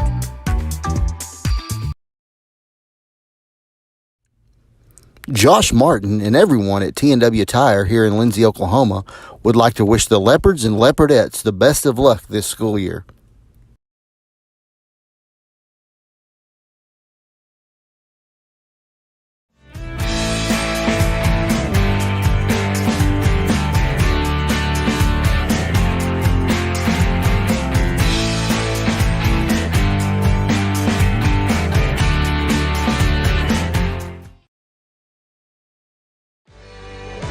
For all your construction needs, give Brad Taylor a call with B&S Construction at 1-405-428-0039. B&S Construction specializes in concrete pads, sidewalks, and metal buildings of all sizes.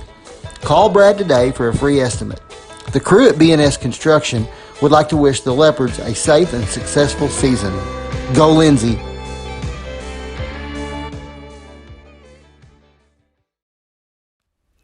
For all your oil-filled electrical needs, call Michael Sharrock with SOS Electrical. SOS is a family-owned business that specializes in oil-filled, industrial, and commercial electrical construction and maintenance. No job is too big, no job is too small. Give SOS a call at 1-405-428-1944 today. Good luck, Leopards!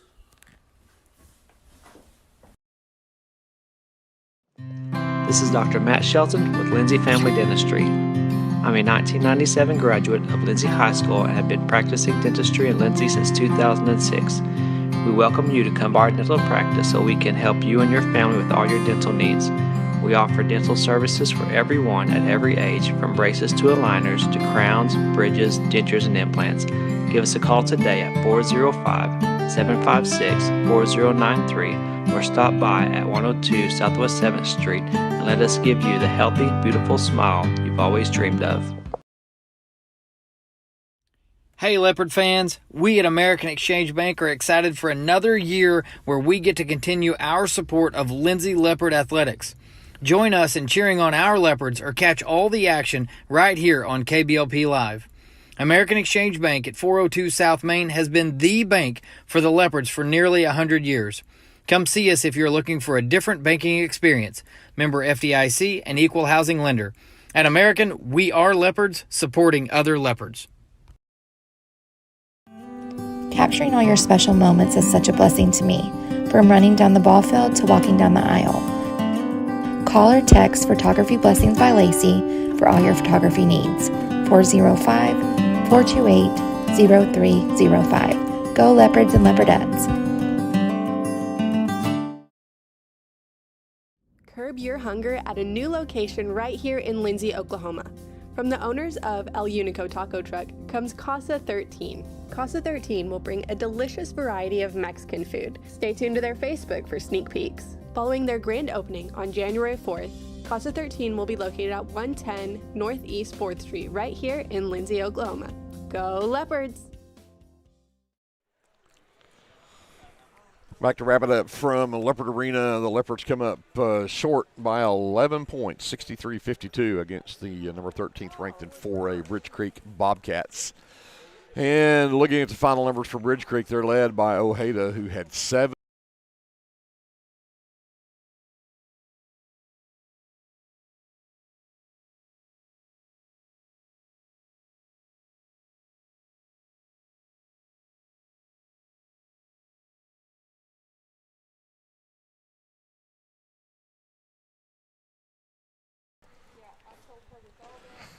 We're going to try this again. Sorry, we had some technical difficulties, and we end up losing our audio there for a second. So let me try this again for Bridge Creek.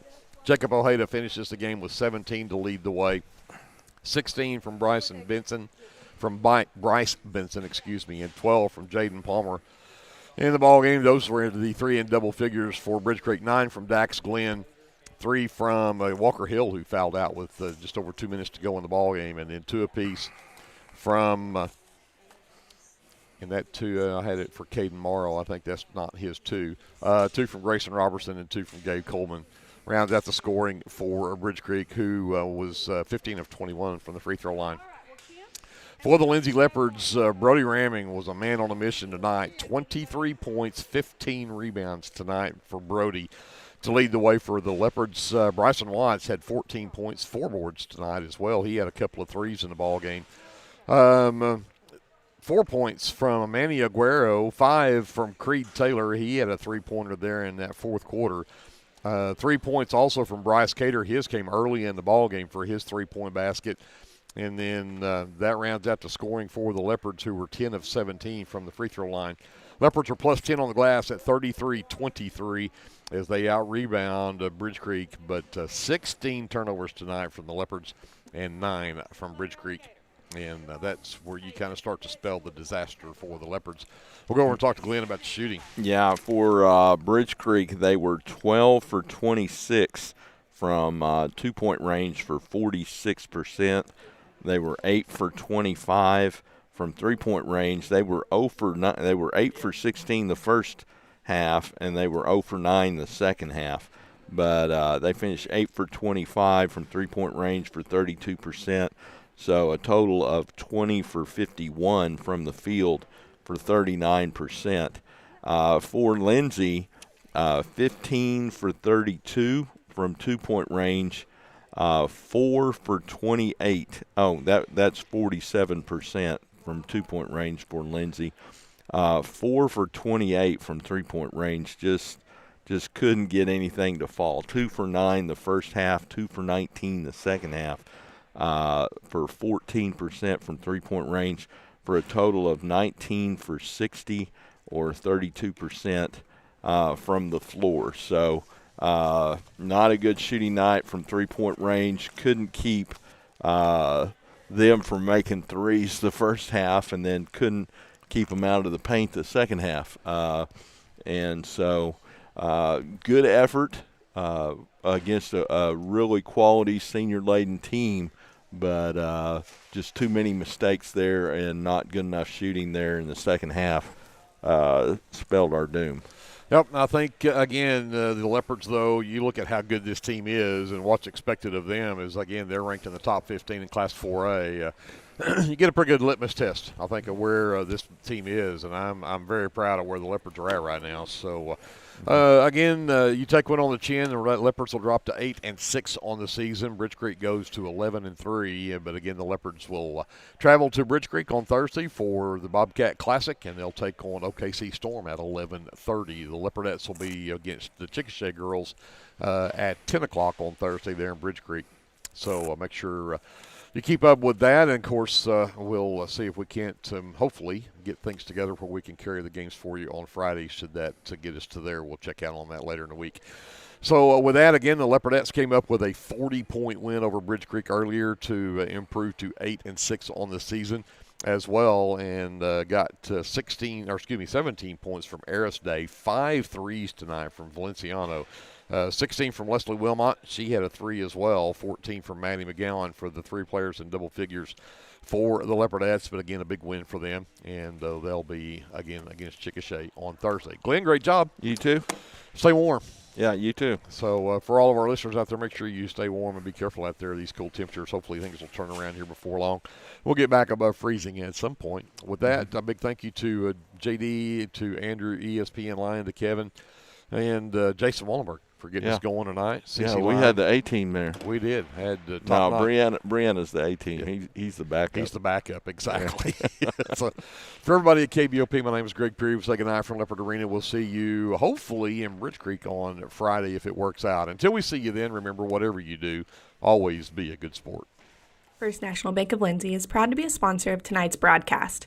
Whether you're looking for a business loan, personal loan, or a certain type of deposit product, chances are we have what you're looking for. First National Bank, locally owned and operated, insured by FDIC, Equal Housing Lender.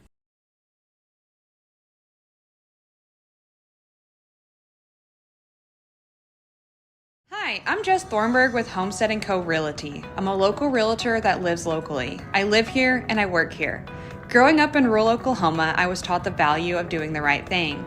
I know how valuable relationships are with good people. So I'd like to apply for the relationship of being your realtor.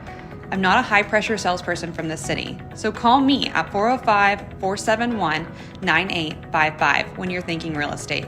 You'll get information from a real person without the sales pressure. Call me at 405-471-9855. Let's go, Lindsay. Capturing all your special moments is such a blessing to me, from running down the ball field to walking down the aisle. Call or text Photography Blessings by Lacey for all your photography needs. 405-428-0305. Go Leopards and Leopardettes. Clements Insurance provides insurance coverage to best suit your needs.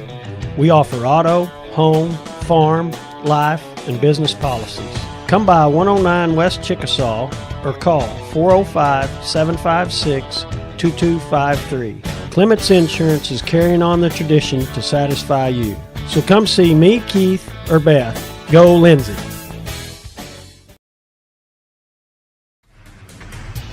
At Rural Electric Cooperative, we're committed to providing electric power and opportunity to the many areas our members call home.